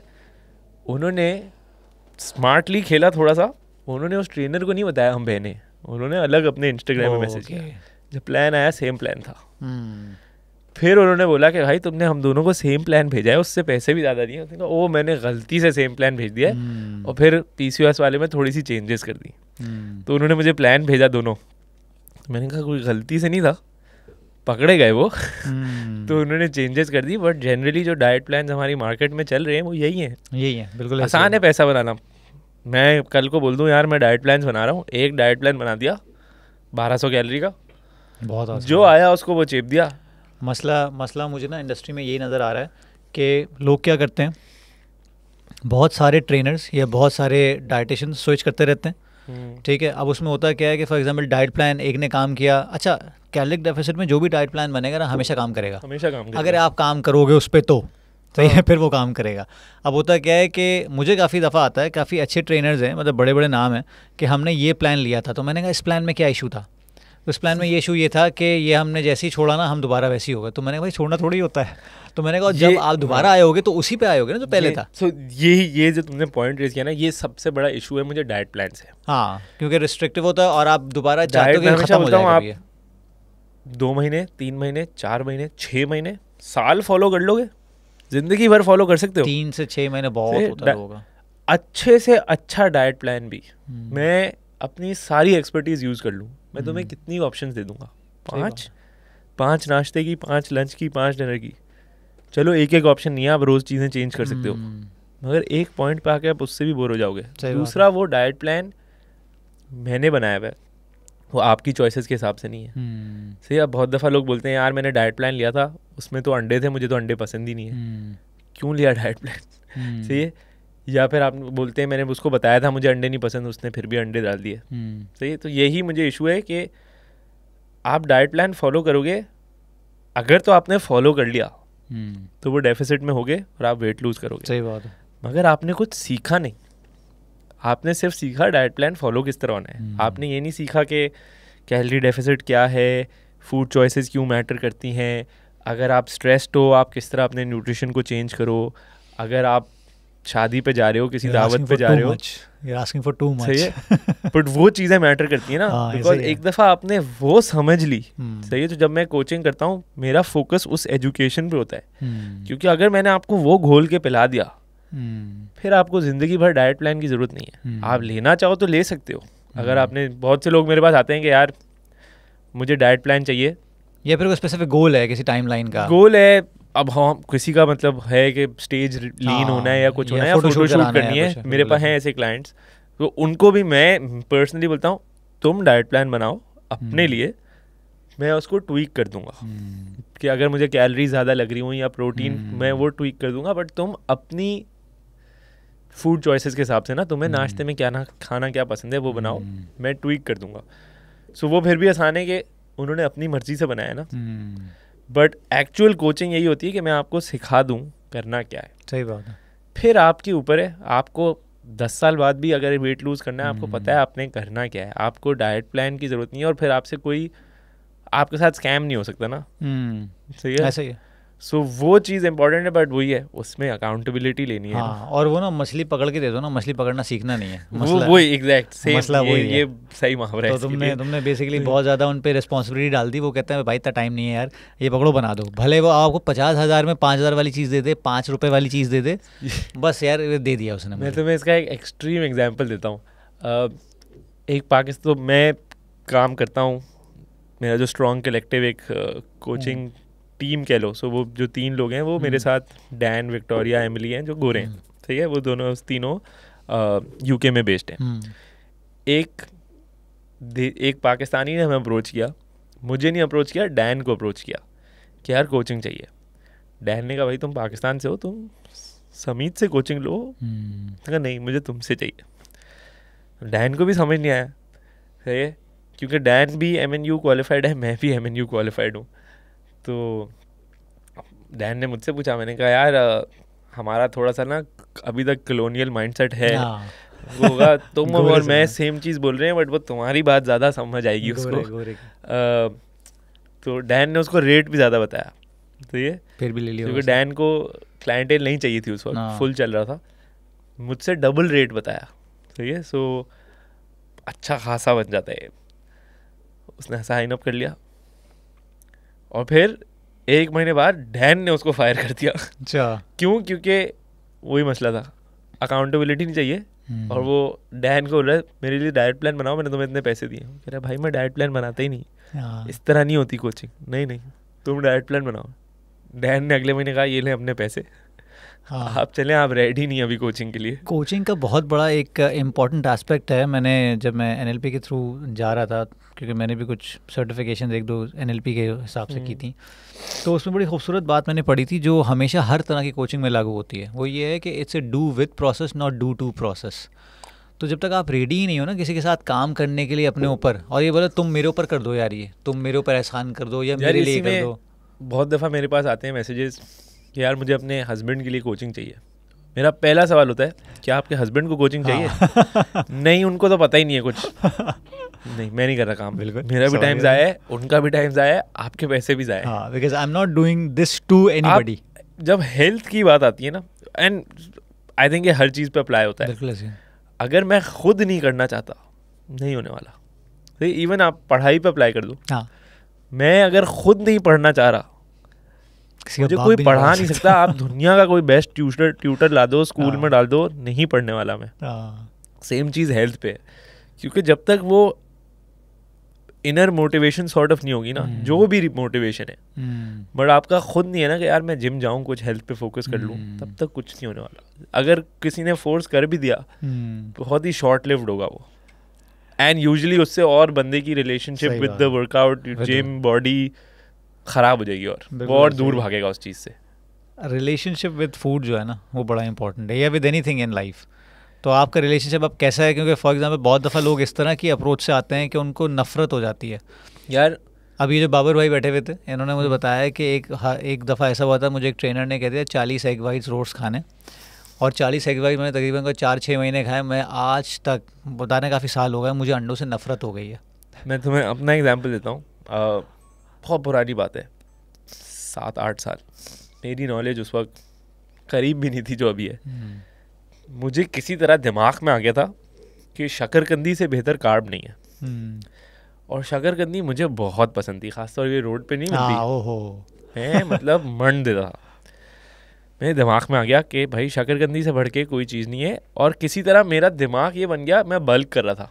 मैं उस वक्त कोई 7% में आती है वैसे भी, मैं 7% बॉडी फैट था, और मुझे बल्क पे जाना था। और उस वक्त ना एक फेयर था कि यार मैं ट्रेनर हूँ, अगर मेरे एब्स चले गए तो लोग क्या कहेंगे, नॉलेज थी नहीं ना इतनी, सही है।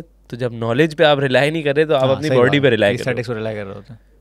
सो मुझे किसी तरह ये दिमाग में आ गया कि यार कार्ब्स, शकरकंदी स्लो डाइजेस्टिंग है, इससे फैट नहीं चढ़ेगा। मैं दिन की 3 किलो शकरकंदी खाना शुरू की। शुरू में मेरी लाइफ सेट थी। 3 किलो मैं एक बंदे से सेटिंग कर ली थी, पर डे की बात हो रही है, सही है।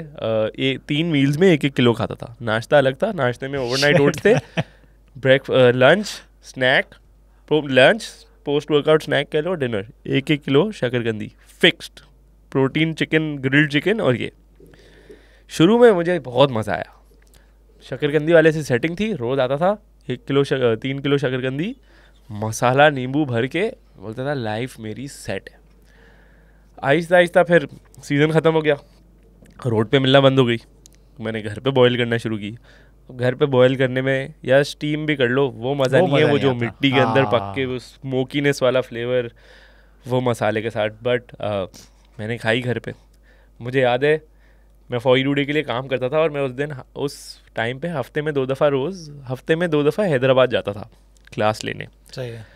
तो वो कुछ 2-2.5 घंटे का जाना आना, मुझे 2 घंटे लगते थे वो शकरकंदी खाने में, 2 घंटे वापस आने में। डिनर में गाड़ी में करता था शकरकंदी, और वो ठंडी भी हो चुकी होती थी, बट मैं खा लेता था। इवेंचुअली एक पॉइंट आया कि भाई शकरकंदी देख के उकाई आती थी यार। आज तक हंसी आती है, मैंने ब्लेंड करके शकरकंदी खाई है, क्योंकि मैं मुंह में नहीं डाल सकता था। एक पॉइंट आया कि मैं शकरकंदी देखता था, और मुझे ना पता था कि जो भी खाया हुआ है बाहर आ जाएगा। तो मैंने शकरकंदी ब्लेंडर में उबाली, ब्लेंडर में डाली, थोड़ा सा पानी डाला, ब्लेंड करके, सीधा नहीं होता कि हलक में डालो उसको, मैंने ये भी किया। खैर उस पॉइंट से मैं, उस टाइम पे मेरा रिलेशनशिप विद फूड बहुत ख़राब हो चुका था क्लियरली, सही है। बट अब माशाल्लाह मेरा रिलेशनशिप विद फूड बहुत अच्छा है, मगर आज तक शकरकंदी जो मुझे पसंद थी ना बर्बाद हो गई। मैं खाने को खा लूंगा, बट वो जो एक मैं बता रहा हूँ ना कि मुझे रोड पे शकरकंदी वाला नजर आता, मैं एक्साइटेड हो जाता था, वो नहीं है। वो ख़त्म हो गया उस खाने का जायका मेरे लिए। अच्छा मुझे बताओ कि एक बड़ा इंपॉर्टेंट क्वेश्चन है जो मुझसे भी होता है, और इस पे अक्सर लोग बात भी करते हैं, और लोगों को मिसकंसेप्शन है कि जो प्लांट प्रोटीन है, अगर फॉर एग्जांपल बंदा वेजिटेरियन है, नहीं खाना चाह रहा वो मीट सोर्सेज या कोई भी डेयरी सोर्सेज, तो इसमें अमीनो, जहाँ तक मेरी रिसर्च है, अमीनो एसिड प्रोफाइल जो होती है वो लो होती है, और आपको बेसिकली बहुत सारे मिक्सचर्स बनाने होते हैं, बहुत सारे, मतलब फॉर एग्जांपल बायो अवेलेबिलिटी भी इसकी कम होती है। सो बायो अवेलेबिलिटी कम होती है, थोड़ा ज़्यादा खाना होता है, थोड़ा हाँ, और इनकम्प्लीट सोर्स ऑफ प्रोटीन है जिसको कहते हैं। तो अगर फॉर एग्जांपल एक बंदा वेजिटेरियन है, तो क्या वो मसल बिल्ड कर सकता है? और अगर करना है तो कैसे कर सकता है? ये एक टॉपिक है जहाँ पे मैंने अपना स्टांस चेंज किया है। पहले मैं बड़ा था कि यार अगर आप वेजिटेरियन हो या आप बिल्कुल भी प्रोटीन सोर्सेज नहीं खा रहे तो फिर आपको थोड़ा सा ज़्यादा प्रोटीन खाना पड़ेगा या थोड़ा सा ज़्यादा मीट सोर्सेज अगर नहीं खा रहे अपने हाँ सही है, आपको कहीं ना कहीं कुछ कॉम्प्रोमाइज़ होगा, शायद आपका मसल बिल्ड नहीं हो सकता। बट अगेन साइंस पे वापस जाते हुए कि रिसर्च आती रहती है एंड अभी बड़ी अच्छी रिसर्चेज आई हुई हैं इस पर, जहाँ पे वही रैंडमाइज कंट्रोल ट्रायल 2 लोगों को सेम प्रोटीन, आप सारा नॉर्मल एनिमल सोर्सेज से खा रहे हो और ये लोग सारा वेजिटेबल सोर्सेज से खा रहे हैं, सेम ट्रेनिंग प्रोग्राम फॉलो कर रहे हैं, सब कुछ सेम रिजल्ट्स थे। बस इसमें जो थोड़ा सा आपको एक तो अपनी डाइट को थोड़ा सा ज़्यादा प्लान करना होगा, सही, क्योंकि चिकन वगैरह से प्रोटीन लेना आसान है। अगर आप वेजिटेरियन हो तो फिर आपको बड़ा ध्यान रखना पड़ेगा कि यार इतनी दाल मुझे खानी है। अच्छा, अगर मैं दाल से 30 ग्राम प्रोटीन ले रहा हूँ तो वो 500 कैलोरीज भी बन रही हैं, तो वो भी एडजस्ट करना है। और वही बीन्स के अंदर भी फिर वीगन प्रोटीन पाउडर ले लो या जो भी है, थोड़ा सा आपको उसको टैकल करना पड़ेगा। पनीर खानी है, इस तरह की चीज़ें, साइंस ज़्यादा लगेगी, सही है, हाँ, मेहनत ज़्यादा लगेगी, आपको डाइट प्लान करनी पड़ेगी, थोड़ी सी स्ट्रक्चर करनी पड़ेगी। मगर अगर वो कर लो आप तो प्रीटी मच रिजल्ट सेम है। ऑल्सो उसमें ये भी इम्पोर्टेंट है कि आप थोड़ी वैरायटी खा रहे हो। कुछ जिस तरह तुमने कहा, एनिमल सोर्सेज जो प्रोटीन होती हैं, जो कंप्लीट सोर्सेज ऑफ प्रोटीन होती हैं, उसमें सारे 9 के 9 एसेंशियल अमीनो एसिड्स हैं। बिल्कुल ऐसे है। जो इनकम्प्लीट सोर्सेज हैं, सो सोया कंप्लीट प्रोटीन सोर्स है, बाकी सारी जो हैं वेजिटेरियन वो इनकम्प्लीट है, उनके अंदर सारे अमीनो एसिड नहीं है। तो अब अगर तुम सिर्फ दाल खा रहे हो प्रोटीन के लिए तो तुम्हें नहीं मिल रहे, मगर अगर तुम कुछ प्रोटीन दाल से ले रहे हो, कुछ बीन से ले रहे हो, चावल आ गए, इस तरह की चीज़ें मिक्स कर रहे हो, तो फिर वो ओवरऑल कंप्लीट बन जाएगी, तुम्हारे ब्लड में सारे अमीनो एसिड्स आ गए और उसका इम्पैक्ट सेम होगा। तो काम ज़्यादा हो गया आपके पास, काम थोड़ा ज़्यादा हो गया, सही है। बट वही कि वीगन प्रोटीन पाउडर्स हैं, सोया है, पनीर वगैरह हैं, जो जिससे आप थोड़ा सी अपनी लाइफ आसान बना सकते हो। अब उसमें ये भी डिपेंड करता है ना कि आप वेजिटेरियन हो या वीगन हो, वो भी एक एलिमेंट है। जितनी रिस्ट्रिक्शन लगाओगे उतना आपको और प्लान करना पड़ेगा, सो वो एक फैक्टर है। बट वही है कि मेरा स्टांस इस पे यही चेंज हुआ है कि यार अगर आप वीगन भी हो या वेजिटेरियन भी हो, आपके रिजल्ट सेम हो सकते हैं, बस आपके एंड पे थोड़ी मेहनत ज़्यादा है, रिवर्स इंजीनियर करना पड़ेगा आपको हर चीज़ को, और उसमें आपका काम हो सकता है। अगर आपको लेट से अगर कोई 70-80 kg का बंदा है तो उसको 110-120 ग्राम प्रोटीन तो चाहिए, सो वो किस तरह लोगे वो है। वरना तो बहुत आसान है ना, आपने 2 टिक्का खाया, आप 100 ग्राम प्रोटीन पे तो यहीं पहुंच गए। बिल्कुल। बट अगर आप वेजिटेरियन हो तो फिर आपको थोड़ा सा उसको स्ट्रक्चर करना होगा। स्ट्रक्चर कर लोगे तो कोई रिजल्ट्स में फ़र्क नहीं है सच। अच्छा, मुझे ये बताओ कि जो एक्टोमॉर्फ्स होते हैं या हार्ड गेनर्स होते हैं, बहुत दफ़ा लोग मैं अक्सर जब बात करता हूँ वेट लॉस की या फैट लॉस की, तो अक्सर मेरे इनबॉक्स में टपकते हैं कि सर थोड़ी हमारी बात भी कर लिया करें। मेरे पास भी आजकल मैसेज आ रहे हैं कि कोई वेट गेन की बात क्यों नहीं कर रहा। और सबसे आगे पहले ये पूछते हैं कौन सा प्रोटीन लें। तो मसला सारा ये है कि मैं हमेशा ये कहता हूँ यार प्रोटीन पे इतना देखो, प्रोटीन ख़ास तौर पे जहाँ तक मेरी नॉलेज है, जो वेट लॉस वाले के लिए ना प्रोटीन ज़्यादा मैटर करता है, क्योंकि उसका TEF भी है, सही है। तुम्हें बेसिकली वेट गेन करना है तो अकॉर्डिंग मतलब इन एडिशन टू प्रोटीन तुम्हें कार्ब्स और फैट्स पे भी तवज्जो देनी चाहिए। लेकिन अच्छा, प्रोटीन में ये नहीं क्या खाएं, कौन सा प्रोटीन पाउडर लें, मैं हमेशा यही बोलता हूँ। मेरे पास भी आते हैं मैसेजेस, कोई सप्लीमेंट बता दें, कुछ करते हैं। मैं चलता हूँ, मतलब आप वेट गेनर शेक्स वगैरह ले सकते हो, बट असूल समझो ना, आप कैलोरीज नहीं खा रहे। मुझे ज़िंदगी भर हार्ड गेनर बोला गया है, सही है। अच्छी बात यह है कि रिसर्च में एक्टोमॉर्फ वगैरह कुछ भी नहीं है कि this is not a thing.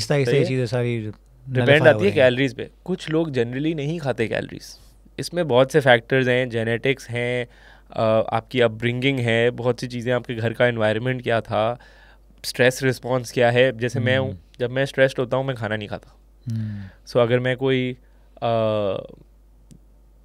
कोई वर्कशॉप वगैरह कर रहा हूँ, मैं कुछ नहीं खाऊंगा, मैं सब कुछ वर्कशॉप के बाद खाऊंगा। अच्छा, ये उस वक्त मेरा होता है कि नहीं भाई, अभी मैं पेट में कुछ नहीं डाल सकता। एक वो नहीं होता जब किसी चीज़ से पहले बटरफ्लाइज होते हैं पेट में, उस वक्त मैं खाना नहीं खाता। कुछ लोग होते हैं जो स्ट्रेस्ड होते हैं, वो स्ट्रेस ईटिंग करते हैं। सो ये चीज़ें मैटर करती हैं। बट मैं यूनिवर्सिटी में हाइट इतनी थी, ऑलमोस्ट 6 फुट, मेरा वेट था 50 kgs, 50 से लेके 54 तक। अच्छा, सही, मुझे हैंगर बुलाया करते थे दोस्त, सही है। और मैं बाहर खाता था, मैं यूनिवर्सिटी में समोसे खाता था और सब बोलते थे यार तुम्हारा मेटाबॉलिज्म बहुत तेज़ है।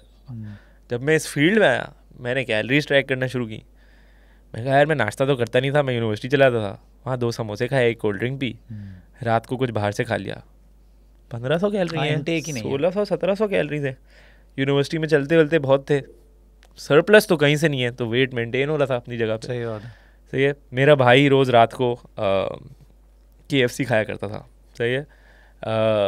सो समझो तुम एक बर्गर या फ्राइड चिकन या कोई 2-3 पराठा रोल्स टाइप खा रहे हैं और लोग बोलते थे यार इस पे वेट ही नहीं चढ़ा, वो भी 50 किलो का था।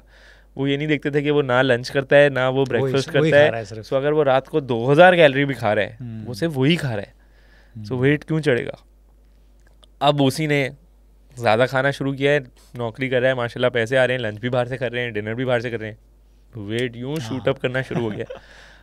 सिमिलरली जब मुझे आइडिया हुआ कैलोरीज का, तो मैं अभी अपना वेट 85 kg तक ले जा चुका हूँ। तो ये सिर्फ साइंस समझनी होती है और आपको अगर आपको वेट गेन करना है, मैं हमेशा बोलता हूँ अगर आपको भूख नहीं लगती ना, तो फिर शुरू में हमने बात की थी ना न्यूट्रिएंट डेंस और कैलोरी डेंस, कैलोरी डेंस खानों पे ध्यान देना शुरू कर दो, भूल जाओ अभी न्यूट्रिएंट डेंस को थोड़ा। आप खाओ, पीनट बटर खाओ, आप खाने में तेल ज़्यादा यूज़ करो, आप चिकन ब्रेस्ट की जगह चिकन थाई यूज़ कर लो, खाओ यार, बर्गर्स खा लो, पिज़्ज़ा चीज़ें फोड़ सकते हो। हाँ आप फोड़ो, आप मतलब प्रोटीन वगैरह पे फोकस रखो, बट ये चीज़ें डालो। मैं ये कहता हूँ खासतौर से अगर भूख नहीं लग रही, हाँ, मैं या फिर बॉडी वेट इंक्रीज करना है आपको मसल मास इंक्रीज नहीं करना, आपको बॉडी वेट इंक्रीज करना है, तो उसके लिए definitely you have to go beyond this. और इवन अगर आपने मसल मास भी इंक्रीज करना है, तो आइडियली आपको सरप्लस में तो होना है ना। बिल्कुल ऐसे ही। उसके लिए भी फिर कैलोरीज, हाँ वो कोई डर्टी बल्क करने को नहीं कह रहा, बट कैलोरीज हैं। अब जब मैं बल्क पे जाता हूँ और अगर मैं एक पॉइंट पे, जब मैं 85 kgs पे था, तो मैं एंड में 3400 कैलोरीज रोज़ खा रहा था। नहीं हो सकती अगर आप उबले हुए चावल, चिकन, ब्रोकली वाली डाइट कर रहे हो ना, नहीं हो सकती, कोई नहीं कर सकता। बिल्कुल ऐसे आपकी बस हो जाएगी, आपको उकाइयाँ आना शुरू हो जाएंगी, तो फिर आपको डालनी पड़ेंगी चीज़ें। सो इस्लामाबाद में जब मैं था, मेरा वेट 83 था, हाईएस्ट एवर था उस पॉइंट पे। ओके। और मेरी हंगर ख़त्म, बिकॉज बॉडी का एक सेटिंग पॉइंट भी होता है ना, बॉडी कंफर्टेबल का है। मेरी बॉडी क्योंकि कभी गई नहीं है, बिल्कुल कंफर्टेबल नहीं थी उस पॉइंट पे, तो भूख लगती रहती थी, वो भूख नहीं लगती थी। अब भूख नहीं लग रही यार, लेकिन मैं था कि नहीं 1-2 kg और बढ़ा लूँ, फिर कट करूँगा। मैं रोज़ एटलीस्ट 2 महीने तक रोज़, हेट शायद मिलेगा क्योंकि अब हम बॉयकॉट कर रहे हैं, बट जिम से निकलता था, लिटरली जिम से निकला, 7 वाली गली में KFC था, जाके माइटी जिंगर। एक पॉइंट आया था कि मैं KFC का दरवाज़ा खोलता था और वो बंदा बोलता था सर का माइटी जिंगर लगा दो। तो ये उसमें 1000 कैलोरी 1100 कैलोरी होती हैं और 50-60 ग्राम प्रोटीन होता है। मैं रोज़ खाता था वो, सही, क्योंकि मैं खा ही नहीं सक रहा था उतनी कैलोरीज। मुझे चाहिए था वो कैलोरी डेंस फूड के भाई फ्राइड चिकन मेयो थोप के बन में डालो। सो वहाँ से मैं कैलोरीज पूरी करना शुरू हुआ था। और फिर भी जाके एक पॉइंट आया कि वैसे लकी होते हैं ऐसे लोग यार अब वही है ना, एक्टिविटी थी मेरे से उस वक्त, स्टेप्स थे, मैं जिम में काम कर रहा था, हफ्ते में 5 दफ़ा वर्कआउट करता था और फिर मेरे टोटल स्टेप्स थे कोई 15,000। सही है। और मेरा वेट 85 था, मैं कोई 70 kg पे इतना नहीं खा सकता, मैं उस पॉइंट पे पुश कर रहा था। लेकिन ये जो मास गेनर्स पे लोग डायरेक्टली आ जाते हैं, इस पे क्या स्टांस है? यार वही है, और मेरा स्टांस ये, मुझे इशूज़ नहीं है, मास गेनर आपको लेना है आप ले लो, सही है, मगर आप उससे आधी प्राइस में मास गेनर घर पे बना सकते हो। सही है। मास गेनर क्या है? कैलोरीज है ना, एनर्जी है, मोस्टली उसमें शुगर भी डली हुई होती है। अगेन मैं ये नहीं कह रहा कि शुगर कोई डे मतलब नहीं खाओ, मगर वो यही कि बस वो कैलोरीज ही हैं ना। तो मास गेनर्स कोई बहुत अमेजिंग टेस्ट करते हैं और उनको मैंने पिए हुए, जब मुझे अपना वेट गेन करना था ना, और जब नॉलेज नहीं थी इतनी, उनको पीना आसान नहीं होता भाई, वो बहुत थिक होते हैं और बहुत तो मुझे तो भी रिसेंटली एक बंदे को मैंने देखा था, तो उसमें बताया कि 15 सर्विंग है, डब्बा उतना ही बड़ा। हाँ। 15 सर्विंग क्या सीन है? तो पता चला कि 5 सर्विंग एक दिन की है, मतलब उसका जो स्कूप भी बड़ा होता है, फिर सर्विंग भी ज़्यादा लेनी होती है। मैंने अच्छा ये साइंस ही मुझे नहीं पता था कि इसकी सर्विंग भी ज़्यादा होती है। मुझे याद है शेकर की जो बॉटल होती है ना, आप वे प्रोटीन डालते हो इतना सा। जब मैंने पहले मास गेनर लिया मुझे भी नहीं पता था, मैंने उसका स्कूप, उसमें था उसका स्कूप भी बड़ा था और 2 स्कूप डाले, अबे शेकर की बॉटल पाउडर से भर गई। ये कैसे बनेगा? तो पता चला वो ब्लेंडर में ही बन सकता है रोज़। और फिर वो ब्लेंडर में बना के ना वो इतना थिक शेक बनता था, और फिर आप उसको शेकर में निकालो तो 2 शेकर पूरे होते थे, पूरे भरे हुए। कहा भाई इससे तो यहाँ तक पेट ही भर गया। तो वही पॉइंट है कि फिर अगर फोर्स फीड ही करना है तो खाने से कर लो, सही बात, या फिर घर में शेक बना लो। तो मैं हमेशा बोलता हूँ आप दूध, वे प्रोटीन, ओट्स, पीनट बटर, केले वगैरह डालो, उतनी कैलोरीज का शेक बन जाएगा, उतना ही कैलोरी डेंस होगा बट न्यूट्रिएंट डेंस ज़्यादा होगा। सो एक एडेड एडवांटेज है कि आपको फाइबर भी मिल रहा है केलों से, ओट्स से, आपको वाइटामिन वगैरह भी ज़्यादा मिल रही हैं, और सबसे बड़ी एडवांटेज शायद आधी प्राइस का पड़ेगा आपको। सत्तू जो है हाँ। क्या ये रिप्लेसमेंट है वे प्रोटीन का? क्योंकि बहुत मंजन बेचा लोगों ने इस पे। यार सरप्राइजिंगली हमारे यहाँ नहीं बेचा है, ये इंडिया से आया है। इंडिया से आया, लेकिन यहाँ पे लोग बाइन कर रहे हैं ना उसको। हाँ, वो क्योंकि सोशल मीडिया है, हाँ, और एक स्पेसिफिक क्रिएटर है जहाँ से ये आया है। बिल्कुल मगर तो देखो सत्तू में प्रोटीन तो है। सत्तू क्या है? चने का पाउडर है ना, बेसन हुआ तकरीब बेसिकली, सही है। सो है तो उसमें प्रोटीन, सही है, मगर जो चीज़ मैटर करती है ना, वो मैटर करती है कैलोरीज। अगर आप सत्तू से, बेसन से 25 ग्राम प्रोटीन लेने की कोशिश कर रहे हो, तो मेरे ख्याल से तो लवाजमात भी उसके साथ लोगे, 350 से 400 कैलोरीज बनेंगी है, सही है। वे प्रोटीन बनती है 120 कैलोरी, सही है। तो वो मैटर करता है ना। आप, मैं ये नहीं कह रहा आप नहीं ले सकते, आप ले सकते हो। उन साहब ने तो बल्कि उन साहब ने एक रेसिपी दी थी, हाँ, जिसमें मैंने उस पर कभी वीडियो नहीं बनाई, लेकिन मैंने उस पर काम किया था कि मैं इस पर कंटेंट बनाऊंगा। फिर मैंने कहा यार मेरा थॉट प्रोसेस यही था कि ये इंडियन पीस ऑफ कंटेंट है, पता नहीं है मेरी ऑडियंस इंडियन नहीं है तो शायद नहीं पाकिस्तान में बहुत ज़्यादा है, और मुझे अक्सर ये ही वीडियो घूम घूम के आती रहती है कि इसमें बादाम डाले, पूरा किया हुआ है, बनानी चाहिए, बादाम डाले, अखरोट, सारे ड्राई फ्रूट्स डाले उसमें। अच्छा, उसमें भी डिफरेंट रेसिपीज हैं उनकी, हाँ सही है। ड्राई फ्रूट के साथ ऐसी चीज़ नहीं है जिसकी जो प्राइमरी सोर्स ऑफ प्रोटीन हो। हाँ, सो एक रेसिपी मेरे पास वीडियो सेव्ड है, उन्होंने उसमें एक रेसिपी बनाई थी जिसपे आई थिंक मैंने कैलकुलेट किया था कोई 700-750 कैलोरी थी, 30 ग्राम प्रोटीन था। अगर आप वे प्रोटीन ले रहे हो तो 150 ग्राम प्रोटीन में। सो वो मसला ये, एक चीज़ जो मुझे उसकी बिल्कुल ठीक लगती है ना, जो ठीक लगती है वो ये है कि वो वेट गेन के लिए बात करता है। चलो समझ में आता है कि वेट गेन के लिए फिर वो कैलोरी डेंस, लेकिन मेरे पास जो वीडियो है ना उसकी, उसमें वेट गेन नहीं है, उसमें से वो कोई प्रोटीन पाउडर पी रहा है, उसका प्रोटीन पाउडर फेंकता है और बोलता है ये नेचुरल पियो। फिर तो गलत चीज़ है। अब मसला ये कि 150 कैलोरीज में 30 ग्राम प्रोटीन और 750। अब अगर कोई बंदा 1500 कैलोरी खा रहा है, हाँ, और उसने 100 ग्राम प्रोटीन लेना है, तो अगर 750 कैलोरी में 30 आया तो भाई वो फिर बाकी 750 कैलोरी में 70 प्रोटीन कैसे ले रहा है? उसके लिए भी वे प्रोटीन ही चाहिए होगा फिर, या खाली चिकन खानी होगी या कुछ। मुझे ये लगता है कि वे प्रोटीन को डीमोनाइज इतना कर दिया गया है जिसकी वजह से ये बहुत सारे फियर्स आ गए हैं और इस तरह की वीडियोस चलती हैं। अच्छा, ये जो है ना, मेरा जो ओपिनियन है ये आया है डॉक्टर्स की तरफ से, सही है।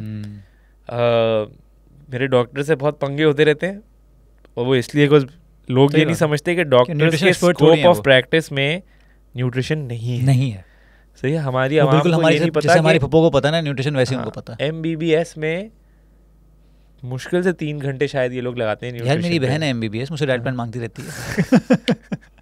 ये हो गया एग्जाम्पल,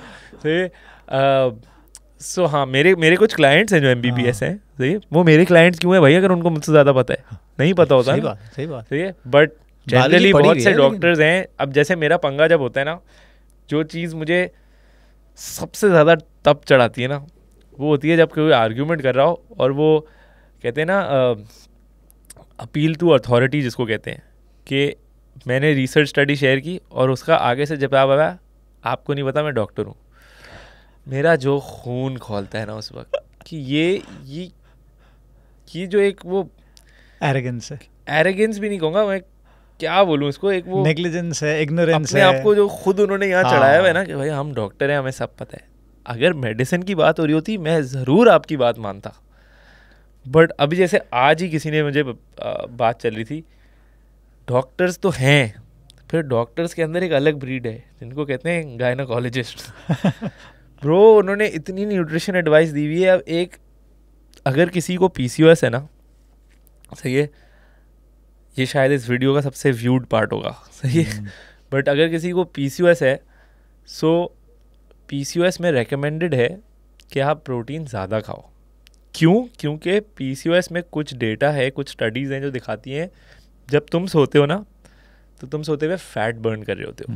सही है, क्योंकि आपकी बॉडी एट रेस्ट है, कोई फिजिकल डिमांड नहीं है, तो वो फैट बर्न कर रही है। चाहे वो बॉडी फैट है, डाइटरी फैट है, वो मैटर नहीं कर रहा, फैट से एनर्जी ले रही है। जिनको PCOS है ना, वो सोते हुए प्रोटीन बर्न कर रहे होते हैं, विच मीन्स उनकी प्रोटीन की रिक्वायरमेंट थोड़ी ज़्यादा है। ये कोई गायनेकोलॉजिस्ट नहीं जानता शायद, और गायनेकोलॉजिस्ट ने ईजी ऑप्शन ढूंढा हुआ है। अच्छा, आपको PCOS है, पहले तो आप चिकन खाना छोड़ दें क्योंकि उसमें हार्मोन्स लगाए जा रहे हैं, और प्रोटीन पाउडर भी छोड़ दें क्योंकि वो प्रोसेस्ड है।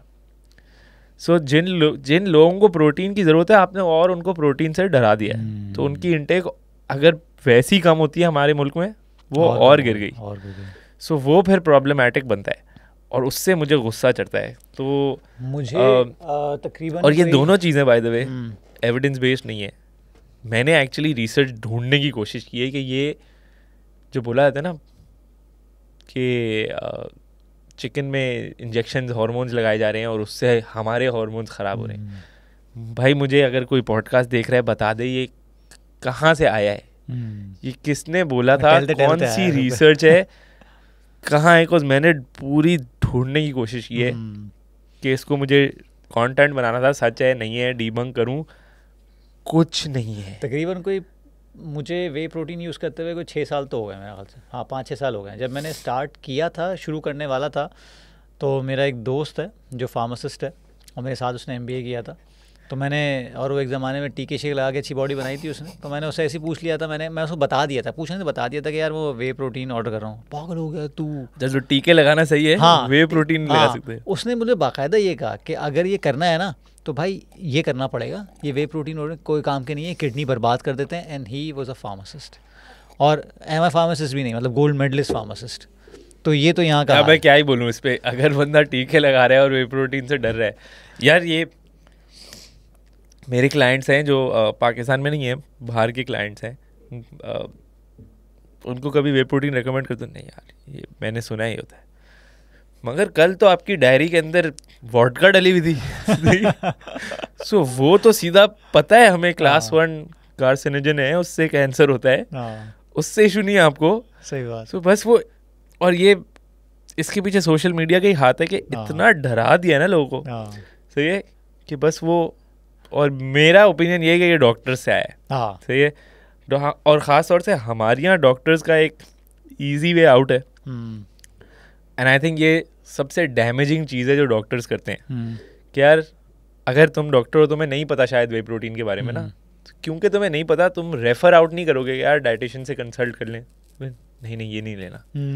सिमिलरली एक और चीज़ जो मुझे बहुत बुरी लगती है डॉक्टर्स के पास, कभी कोई इंजर हो जाए, मैं इंजर हुआ था, हाँ वो कहते हैं बेड रेस्ट, ये पूरा टूट चुका है मेरा, शैटर्ड, मेरी ये चीज़ जिंदगी भर कुछ नहीं करना, ये चीज़ यहाँ आके लगी थी। सही है, पूरा लोहा है, मैं अंदर से वुल्वरीन हूँ पूरा। जब डॉक्टर के पास गया ना, सर्जरी होगी, ये होगा, सही है, सब कर लिया। एंड में यार वर्कआउट्स पे तुम थोड़ा ख्याल रखना, तुम वेट नहीं उठा सकोगे एटलीस्ट जिस तरह उठा रहे थे। मैं अभी बोलता हूँ काश वो डॉक्टर मेरे पास सामने आ जाए, मैं कभी गया नहीं उनसे मिलने। मैं अभी जो वेट उठा रहा हूँ, मैं जब इंजर हुआ था मैं उस वक्त सोच भी नहीं सकता था कि यार 7-8 साल बाद मेरी ये स्ट्रेंथ होगी। ये सेम इज द केस, मेरे पास कुछ केसेस ऐसे भी आए थे कि जिनके नी, हाँ मैं अभी यही कहता था, मेरा क्लाइंट है, नी इंजर हुई, 3 डॉक्टर के पास गया, जिंदगी भर स्क्वाट नहीं करना। जिम तो तुम 2 महीने के लिए सोचना भी नहीं। तुमने 2 महीने का एक बंदे को, हाँ वो भी आता है, जिंदगी भर स्क्वाट नहीं करना। मेरे पास ऐसे भी लोग आ चुके हैं कि भाई आपने स्क्वाट नहीं करना, लेग प्रेस नहीं लगाओगे कभी, लंजेस गुनाह कबीरा हो गया। मेरा हमेशा ये होता है कि अच्छा 1 सेकंड, अगर कभी कमोड पे नहीं बैठोगे वो भी तो स्क्वाट है, सही, या कभी अभी अपने बच्चे को ज़मीन से उठाना हुआ तो क्या करोगे। अगेन वही है ना, क्रिटिकल थिंकिंग नहीं है, उनको लग रहा है जिम में स्क्वाट कोई अलग चीज़ है, और मैं अगर अपने बेटे को उठा रहा हूँ, भाई मेरी टांग को नहीं पता कि मैं जिम में मशीन में बैठा हूँ, उसको पता है मैं वेट उठा रहा हूँ ज़मीन से। सो वो क्रिटिकल थिंकिंग है ही नहीं कि आप देख सको कि यार ये दोनों चीज़ें सेम है। अच्छा, मैं अभी तुम्हारी एक वीडियो अभी रिसेंट देख रहा था, वो मुझे काफ़ी इंटरेस्टिंग लगी थी। तुमने कहा था 5 things that I will never eat as a dietitian। Reply किया था तुमने कहा, उसने कहा था fruit juices, cold drink, bakery products, French fries and biscuits. हाँ, तो इस पे तुमने उसको ओपन एंडेड छोड़ दिया। हाँ, मैंने बोला था इस तरह की कभी लिस्ट में। हाँ, तो मैं थोड़ा सा चाहूँगा कि उसको थोड़ा सा तुम एलैबोरेट करो। हाँ, क्लोज करो उसको कि कंटेक्स्ट कैसे। फॉर एग्जांपल अगर वो कह रही है कि भाई एज अ डाइटिशियन मैं कभी फ्रूट जूसेस नहीं पीऊंगी, तो इसका क्या कंटेक्स्ट हो सकता है? 5 चीज़ों का कॉन्टेक्स्ट सही है। मैं ये नहीं कह रहा कि ये चीज़ें अपनी डाइट में ज़्यादा डालो, ये पॉइंट नहीं है, मगर कॉन्टेक्स्ट मैटर करता है। सही है। फ्रूट जूस अगर मैं हफ्ते में 1 दफ़ा तुम्हारे साथ जा रहा हूँ, क्योंकि उसने जो वर्ड्स यूज़ किए थे ना, 5 things I will never eat, मुझे वो प्रॉब्लम नेवर से था। अगर वो होता ना 5 things that you should probably reduce in your diet, मतलब ठीक है, हाई कैलोरी चीज़ें हैं अगर आप डाइट करना चाह रहे हो, बट नेवर का मतलब वही। अगेन मैं डाइट में जब बल्क करा था, मैं माइटी जिंगर खा रहा था। ठीक है, आप माइटी जिंगर को रिप्लेस कर दो डोनट से या किसी और क्रोसॉन सैंडविच से, सेम चीज़। उस वक्त वो मेरे लिए बुरी नहीं है, मैं अपनी हेल्थ का पूरा ख्याल रख रहा था, मेरा ब्लड वर्क सब सही था, मैं प्रोटीन फाइबर सब खा रहा था और उसके ऊपर ऐड ऑन कर रहा था। सही है। Same thing with fruit juice. अगर तुम्हारी डाइट इन 5 चीज़ों में हाई है, तुम्हारी कैलोरीज बहुत हाई होंगी। सही बात है। बट अगेन मैं अभी लेट से यहाँ से निकल के अगर मैं जाता हूँ, मुझे अपनी कैलोरीज का पता है और मैं एक बर्गर और फ्राइज़ ले लेता हूँ और मैं कैलोरीज के अंदर हूँ, और ये मैं हफ्ते में 1-2 दफ़ा कर रहा हूँ। सही बात। Absolutely no issues, absolutely no issues. सही है। सेम थिंग फ्रूट जूस के ऊपर, सेम थिंग बिस्किट्स के ऊपर। मतलब वही है ना, कॉन्टेक्स्ट नहीं था। मैं तो फिर इस तरह लिस्ट में कुछ भी ऐड कर सकता हूँ। हमारे यहाँ ना जीरो सम गेम बना। सही है। हाई कैलोरी चीज़ें हैं अगर आप डाइट करना चाह रहे हो, बट नेवर का मतलब वही। अगेन मैं डाइट में जब बल्क करा था, मैं माइटी जिंगर खा रहा था। ठीक है, आप माइटी जिंगर को रिप्लेस कर दो डोनट से या किसी और क्रोसॉन सैंडविच से, सेम चीज़। उस वक्त वो मेरे लिए बुरी नहीं है, मैं अपनी हेल्थ का पूरा ख्याल रख रहा था, मेरा ब्लड वर्क सब सही था, मैं प्रोटीन फाइबर सब खा रहा था और उसके ऊपर ऐड ऑन कर रहा था। सही है। Same thing with fruit juice. अगर तुम्हारी डाइट इन 5 चीज़ों में हाई है, तुम्हारी कैलोरीज बहुत हाई होंगी। सही बात है। बट अगेन मैं अभी लेट से यहाँ से निकल के अगर मैं जाता हूँ, मुझे अपनी कैलोरीज का पता है और मैं एक बर्गर और फ्राइज़ ले लेता हूँ और मैं कैलोरीज के अंदर हूँ, और ये मैं हफ्ते में 1-2 दफ़ा कर रहा हूँ। सही बात। Absolutely no issues, absolutely no issues. सही है। सेम थिंग फ्रूट जूस के ऊपर, सेम थिंग बिस्किट्स के ऊपर। मतलब वही है ना, कॉन्टेक्स्ट नहीं था। मैं तो फिर इस तरह लिस्ट में कुछ भी ऐड कर सकता हूँ। हमारे यहाँ ना जीरो सम गेम बना दिया जाता है इसको। मुश्किल, हर चीज़ को मुश्किल बनाना है। नथिंग, मतलब ये होगा वरना कुछ नहीं हो सकता। हर चीज़, पूरी डाइट गेम को, पूरी न्यूट्रिशन को और फिटनेस को जितना मुश्किल हमने बना दिया ना, इतना मुश्किल है नहीं। तो ये इतना मुश्किल है नहीं, स्पेशली लाइक जेन पॉप के लिए। अच्छा, मुझे ये बताओ कि अभी रिसेंटली मैंने एक वो भी किया था, तुमने उस पर कहा था कि बल्किंग और कटिंग मसला नहीं है, नॉर्मल बॉडी बिल्डर्स के अलावा भी लोग कर सकते हैं। याद है। हाँ, मेरा पर्सपेक्टिव ये था कि बहुत दफ़ा लोग क्या करते हैं कि they don't have experience of lifting या डोंट हैव एक्सपीरियंस, वही कंटेक्स्ट की बात नहीं है। अब तुम्हारा पॉइंट मुझे, I agree with your point, but मेरा जो पॉइंट था ना, वो था कि वो मैसेज थोड़ा सा ब्लैंकेट स्टेटमेंट लग रहा था वो। अच्छा, वो ना जानबूझ के मैं डेफिनेटली, क्योंकि उस पर डिबेट होती है। अच्छा, उसमें सीन ये था कि मेरी एक बंदे से बात हुई, उसने तकरीबन जिम जाना शुरू किया। वो तकरीबन कह रहा है मैं 10 साल से जिम जा रहा हूँ अकॉर्डिंग टू हिम। लेकिन उसने जब मैंने कहा चलो शर्टलेस पिक्चर्स वगैरह देखो, तो लेट मी सी के हाँ कि भाई बॉडी कॉम्पोजिशन क्या है। वो बॉडी कॉम्पोजिशन कहीं से नहीं लग रही थी कि आप 10 साल से जिम जा रहे हो। ठीक है, क्योंकि मैं भी 10 साल अंधाधुंध जिम गया हूँ 8 साल पहले, तो मैंने भी वो अंधेरे में वक्त गुजारे हैं कि भाई क्या है क्या नहीं है। तो मैं 1 पार्ट अ डे करता हूँ, सब कुछ करता हूँ, और मैं आजकल बल्क कर रहा हूँ। उस बॉडी पे बल्किंग की ज़रूरत नहीं थी। सही है। और उसको चाहिए क्या, उसको बेसिकली चाहिए बॉडी कॉम्पोजिशन चाहिए, रिकॉम्पोजिशन चाहिए। तो अब आप एक बॉडी बिल्डर नहीं हो, आपका प्रोफेशनल गोल भी नहीं है और आपको पता भी नहीं है, और आप एक बुलिश और बेरिश मूड पे भी जा सकते हो। हाँ। तो आपको नहीं पता कि बल्क कैसे करना है। फॉर एग्जाम्पल क्लीन बल्क भी होता है, लेकिन उनको बल्क ये लगता है कि बल्क में एवरीथिंग इज अलाउड। हाँ, सो देखो, बल्क टेक्निकली जो है ना, जस्ट मीन्स आप ज़्यादा कैलोरी खा रहे हो। हाँ, सही है, सरप्लस पे हो ना। इसको अगर मैं बिल्कुल बेसिक डम डाउन कर दूँ ना, आपकी मसल गेन करने की स्पीड सेट है, आप उससे ज़्यादा तेज़ गेन नहीं कर सकते, जो कि कुछ ग्राम्स है। मसल की बात हो रही है, बॉडी वेट तो आराम से गेन कर सकते हैं। हाँ, सो अगर आप मसल, लेट से एक रैंडम नंबर दे रहा हूँ, आप 10 ग्राम गेन कर सकते हो एक दिन में, जिसके लिए आपकी बॉडी को चाहिए 150 कैलोरी एक्स्ट्रा। ऑप्टिमाइज करने के लिए। अब आप 150 कैलोरी एक्स्ट्रा खाओ या 1500 कैलोरीज एक्स्ट्रा खाओ, आप मसल 10 ग्राम ही गेन करोगे, मगर जो वो 1350 एक्स्ट्रा कैलोरीज थी ना वो जाएंगी फैट में। सो जो डर्टी बल्क होता है उसमें प्रॉब्लम ये होती है कि आपने बल्क किया 5 महीने, आपने गेन कर लिए 15 किलो। अगर वही आप एक थोड़ा सा जिसको क्लीन बल्क या लीन बल्क कहते हैं, आप 150-200 के सरप्लस पे रहते, मसल उतना ही गेन करते आप, तो फैट कम गेन करते। तो फ़ायदा क्या होता, जब मैं बल्क करता हूँ, मैंने 13 महीने बल्क किया है, सही है। एक तो मुझे मज़ा भी आया कि मैं बल्क कर रहा हूँ, डाइटिंग वाली फीलिंग नहीं आई, बट मैं उसको एक्सटेंड कर सका ना। 13 महीने में सरप्लस में खा रहा था, सही बात है, कंपेयर टू कि मैं सिर्फ 5 महीने खाता फिर वापस कट करना पड़ जाता क्योंकि फैट इतना चढ़ा लिया है। सो एक तो बल्क भी मैनेजेबल हो जाता। हाँ, क्योंकि कट साल के बाद जब करना है ना तो फिर वो यार फिर से कट करना है, फिर से भूख लगेगी।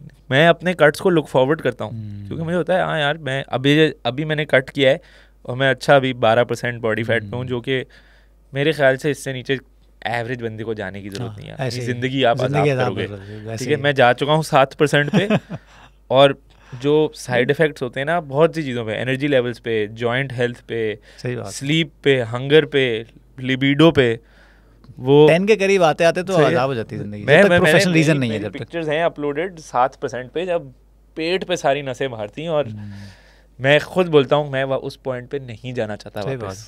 मुझे पता है वो कितना अच्छा लगता था मैं, लेकिन जो फील अच्छा नहीं करता था। हाँ, जो अपॉर्चुनिटी कॉस्ट थी ना वो इस पॉइंट इन टाइम मेरी लाइफ में कबर का हाल मुर्दा जानता है। सो बट हाँ, सो बल्क में ये है कि लोग बहुत स्पीड में बल्क करते हैं। वो बिल्कुल ही ना वो खुली छूट वाली जो होती है ना कि दबा के खाओ और फिर ये खुला सांड बन जाते हैं। हाँ, और होता क्या है कि फिर वो मैनेजेबल नहीं होता, फिर कट अजाब हो जाता है और फिर उनको बल्क में भी मज़ा नहीं आता। को जब इतनी जल्दी फैट चढ़ना शुरू होता है ना, फिर आपको तैयार एब्स चले गए, ये वो चले गए, जबकि आपने अगर एक अप्रोच ली होती तो वो। तो इसलिए मैं पर्सनली रेकमेंड करता हूँ कि अगर आप बल्क कर रहे हो ना 300 कैलोरी, और वो 300 भी इसलिए बोलता हूँ क्योंकि अगर मैं 150 कैलोरी का तुम्हें बोलूँगा ना बल्क, तो 150 कैलोरी बहुत आसान है कि वो शायद किसी दिन वो बल्क हो ही ना।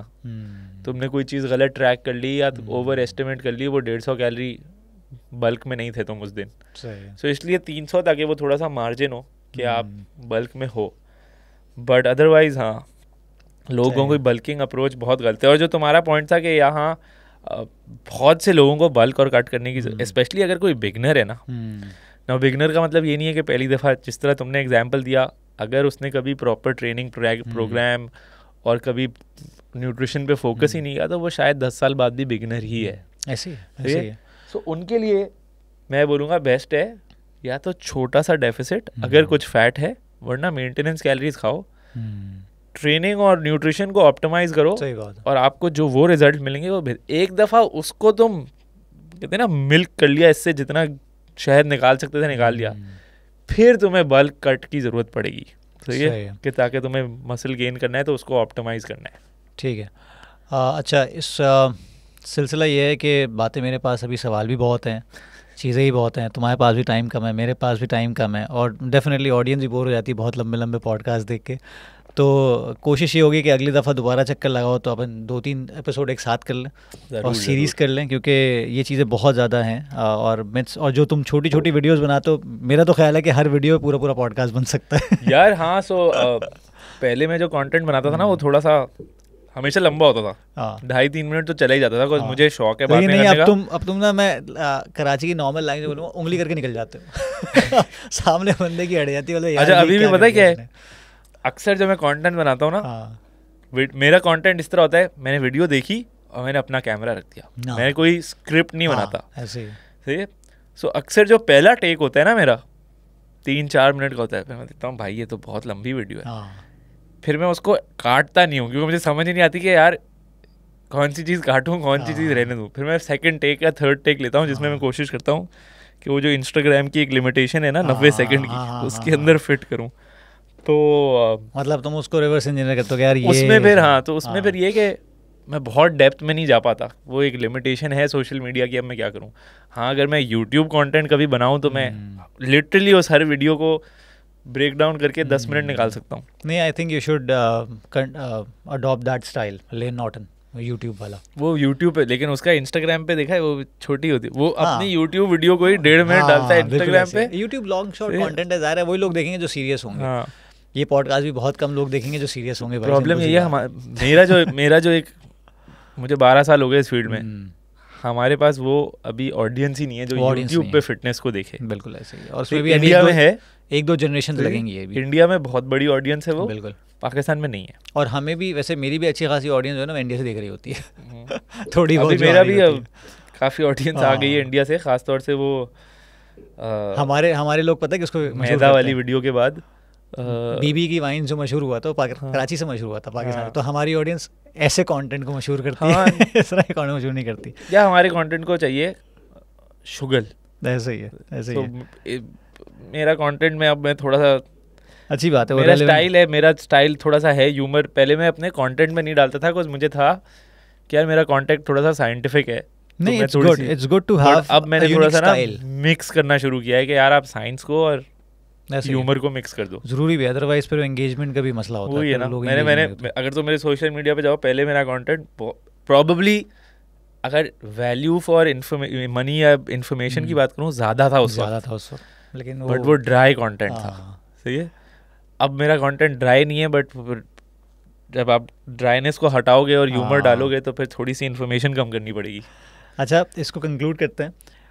एक लर्निंग जो तुमने अपने सारे करियर से सीखी हो, जो तुम्हें लगता है कि यार, जैसे हमने बात की थी जहाँ से रिसर्च और एविडेंस बेस से स्टार्ट किया था हमने, कि भाई तुम कहते हो कि यार अगर ऑडियंस या नॉर्मल पब्लिक सिर्फ एक ये एक्टिविटी करना शुरू कर दे अपनी लाइफ में, तो वो एजुकेटेड क्वेश्चन ज़रूर करना शुरू कर देगी।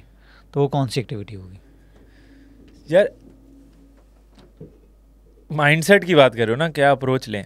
मेरी जो एक सबसे बड़ी चीज़ है ना, सही करना शुरू कर दें, क्योंकि असल में सवाल मरवाते हैं। आई थिंक जो अभी रिसेंटली मैंने अपने कंटेंट से रियलाइज़ किया ना, कि हमेशा ये ना सोचें कि आपको सब पता है।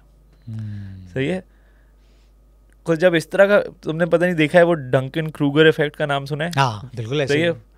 एक तो जब दूसरा बंदा इस तरह का बाप बन रहा होता है ना, मुझे पहली समझ आती है इसको नहीं पता चीज़। सही है, बट जितना नैरो करोगे ना फंस जाएगा वो। मैं हमेशा ये बोलता हूँ कि यार अगर कोई एक्सपर्ट, मैं न्यूट्रिशनिस्ट हूँ, मैं न्यूट्रिशन मोस्ट लोगों से बेहतर जानता हूँ, सुनो। और ख़ास तौर से जब मैं जो कुछ बोल रहा हूँ ना, बहुत से लोग पता है आपकी वीडियो या कंटेंट सुनते हैं, या इवन अगर फेस टू फेस है, वो आपकी बात सुनते ही हैं जवाब देने के लिए, वो सुनने के लिए नहीं सुन रहे होते। ऐसे ही अक्सर मेरे कमेंट में गुस्से वाला रिप्लाई आएगा, मैं बोलता हूँ मैं तो आपकी बात से एग्री कर रहा हूँ, मैंने वीडियो में जो आप बोल रहे हैं वो बोला ही नहीं है, थोड़ा सा गौर से सुने और समझेंगे मैं बोल क्या रहा हूँ। सही, अब जैसे सीड साइकिलिंग पे मैंने एक वीडियो बनाई थी, इसमें बहुत हेट मिला, मुझे पता था हेट मिलेगा। देखी थी मैंने, नो यूट्रस नो ओपिनियन, इस तरह की बहुत चीज़ें थी, बट उसमें बहुत सारा हेट इसलिए आ रहा था कि आप सीड्स को अनहेल्दी कैसे बोल सकते हैं, सीड्स तो बहुत अच्छी चीज़ है। मैंने कहा मैंने पूरे कंटेंट में कहीं ये बोला ही नहीं कि सीड्स अनहेल्दी। इनफैक्ट मैंने एंड में रिसर्च शेयर की है जिस पे शो हो रहा है कि सीड्स का फ़ायदा है, साइकिलिंग का फ़ायदा नहीं है। बट वही ना, उन्होंने देखा एक मर्द ने सीड साइकिलिंग की बात की है, सुना सिर्फ जवाब देने के लिए, गुस्सा होने के लिए, उन्होंने मेरा आर्ग्यूमेंट नहीं समझा। सो मेरा पॉइंट ये है कि अगर आप सिर्फ थोड़ा सा दो चीज़ें, एक तो सुनो और समझो कंटेंट को, तो नाराज़ होना है हो जाना, पहले उसको समझ लो, एंड दूसरा हमेशा ओपन रहो इस थॉट पे कि यार ये बंदा शायद हो सकता है मुझसे बेहतर जानता है, मैं गलत हूँ। सही है, I can be wrong, simple सी बात है कि हो सकता है उसने रिसर्च की भी हो और मैंने जो सुना है ओल्ड वाइफ टेल्स और टोटके वो गलत हो। और इतनी डायनामिक फील्ड है कि it's changing every day, every passing day, जितनी रिसर्चेस आ रही हैं, जितना सब कुछ आ रहा है। बहुत से कंटेंट क्रिएटर्स हैं ग्लोबली जो न्यूट्रिशन की फील्ड में और कभी कुछ ऐसी चीज़ बोलते हैं जिससे मैं एग्री नहीं करता, बट मुझे होता है यार अच्छा शायद इसने कोई रिसर्च पढ़ी होगी या नहीं पढ़ी होगी, तो अगर मैं कमेंट भी कर रहा हूँ, मैं हमेशा होता है कि यार क्या ये चीज़ शेयर कर सकते हो कि तुम क्यों बोल रहे हो, हैव दैट डिस्कशन, नाराज़ होने या तपा हुआ मैसेज भेजने के बगैर। हाँ, अगर फिर आपको रियलाइज़ होता है उस डिस्कशन से कि यार ये बंदा जो बोल रहा है ये एक्चुअली सही नहीं है, फिर बेशक तुम नाराज़ हो जाओ या कर दो, बट शुरू में ट्राई टू अंडरस्टैंड कि दूसरा बंदा आ कहाँ से रहा है। हो सकता है वो भी गलत हो, लेकिन अपना पॉइंट तो पुट फॉरवर्ड करो ना। सो वो है मेरे, आई थिंक जो सबसे and this goes back to जो हमने इनिशियली डिस्कस किया कि लैक ऑफ क्रिटिकल थिंकिंग, वो क्रिटिकल थिंकिंग बिल्कुल ऐसे डेवलप होनी ज़रूरी है. Thank you so much bro, thank you so much for appearing. और इस पॉडकास्ट का जो मकसद था ना वो ये था कि भाई न्यूट्रिशन मजाक नहीं है. वो तुमने बड़ी अच्छी बात की थी कि अगर आप खाना खाते हैं तो आपको लगता है कि आप न्यूट्रिशनिस्ट हैं. ये मैं हमेशा बोलता हूँ. ये बहुत इंपॉर्टेंट बात है और ये ऐसा मैटर है जो कि लाइफ एंड डेथ का मैटर भी बन सकता है. आपको नहीं पता नुआंसेस का, आपको नहीं पता इंट्रिकेसीज़ का, तो बहुत दफ़ा ख़ास तौर पे कोशिश करें अपना माइंड ओपन रखें. कोई भी इस तरह की चीज़ आए, ख़ास तौर पे स्टडीज़ आएँ, आपको नहीं कह रहा कोई स्टडीज़ के अंदर घुस के आप डिग डीप करें, बहुत मेहनत वाला काम है, लेकिन कम से कम सुन लें ताकि वो स्टडी कर रहा है उसकी बात, हाँ उसकी जो कर रहा है उसकी बात सुन लो, क्योंकि वो आपको डिस्टिल करके बता रहा है चीज़ें कि भाई इस चीज़ में ये आया हुआ है. तो कोशिश हमारी यही थी कि इस पॉडकास्ट से भी हम यही मैसेज दें. और ख़ास तौर पे मैं भी बड़ा, क्योंकि सिंपल सी बात है, जब पढ़े लिखे लोग फिटनेस पे काम कर रहे होते हैं तो वो पढ़ी लिखी अप्रोच पे ही बात करना समझते हैं. अदरवाइज़ कोई फ़ायदा नहीं है कि अगर हम भी उसी तरह डोले शोले बना के बैठ जाएं सामने और बोलें कि भाई इससे ऐसा होता है, डंबल ऐसे लगा लो और बाइसेप ऐसे बना लो, तो फ़ायदा कोई नहीं है. अभी किसी ने मुझे बोला ना, आई थिंक मेरी स्टोरीज़ पे क्वेश्चन आया था कि तुम अपनी बॉडी क्यों नहीं दिखाते. बोलता हूँ मैं जान के नहीं दिखाता, कुछ मुझे वो फॉलोइंग नहीं चाहिए. बिल्कुल ऐसे, बिल्कुल जो मेरी बॉडी के लिए आ रही है. मैं चाहता हूँ मेरी फॉलोइंग मेरी नॉलेज के लिए आ रही हो. हो सकता है, मतलब मुझे इशू नहीं है, मैंने बहुत पहले लगाई भी एक टाइम पे बॉडी. बिल्कुल ऐसे ही है. और ये चीज़ ना मेरे साथ भी होती है, क्योंकि बहुत दफ़ा लोग कहते हैं कि ऐसे भी कमेंट है, ये चूज़ा हमें बताएगा कि अब क्या करते हैं. तो मैंने कहा यार इट्स बेसिकली कॉम्प्लीमेंट, क्योंकि मेरी एज में 38 की एज में अगर वो बंदा चूज़ा लग रहा है और 28 का लग रहा है तो इट्स ब्लेसिंग. तो this is the target audience that I have been targeting already. तो वो अगर मेरे पास आएंगे, जनरली मासेस में बॉडी डिस्मॉर्फिया भी कितना है. बॉडी डिस्मॉर्फिया है. और अगर आप फिटनेस की बात करो तो you should have crispy abs, you should have those biceps, वरना you are not qualified for that. तो ये सीन है. चलो थैंक यू मच ब्रो. और इंशाल्लाह आई होप कि आप लोगों को पसंद आया होगा. और कुछ कमेंट्स में अगर आप इजहार कर सकें अपने गुस्से के अलावा कुछ प्रोडक्टिव चीज़ों का ज़रूर बताइएगा. कुछ ऐसे क्वेश्चंस दैट यू वांटेड कि यहाँ पे एड्रेस होने चाहिए थे, तो हम किसी दूसरे एपिसोड में या किसी दूसरे गेस्ट के थ्रू भी उसको कवर कर सकते हैं, क्योंकि भाईजान होते नहीं हैं यहाँ पे और ऑनलाइन में मज़ा आता नहीं है. तो जब कभी आएंगे इंशाल्लाह तो बैठेंगे. तो thank you very much. Signing off now with Sameer. खुदा हाफिज़.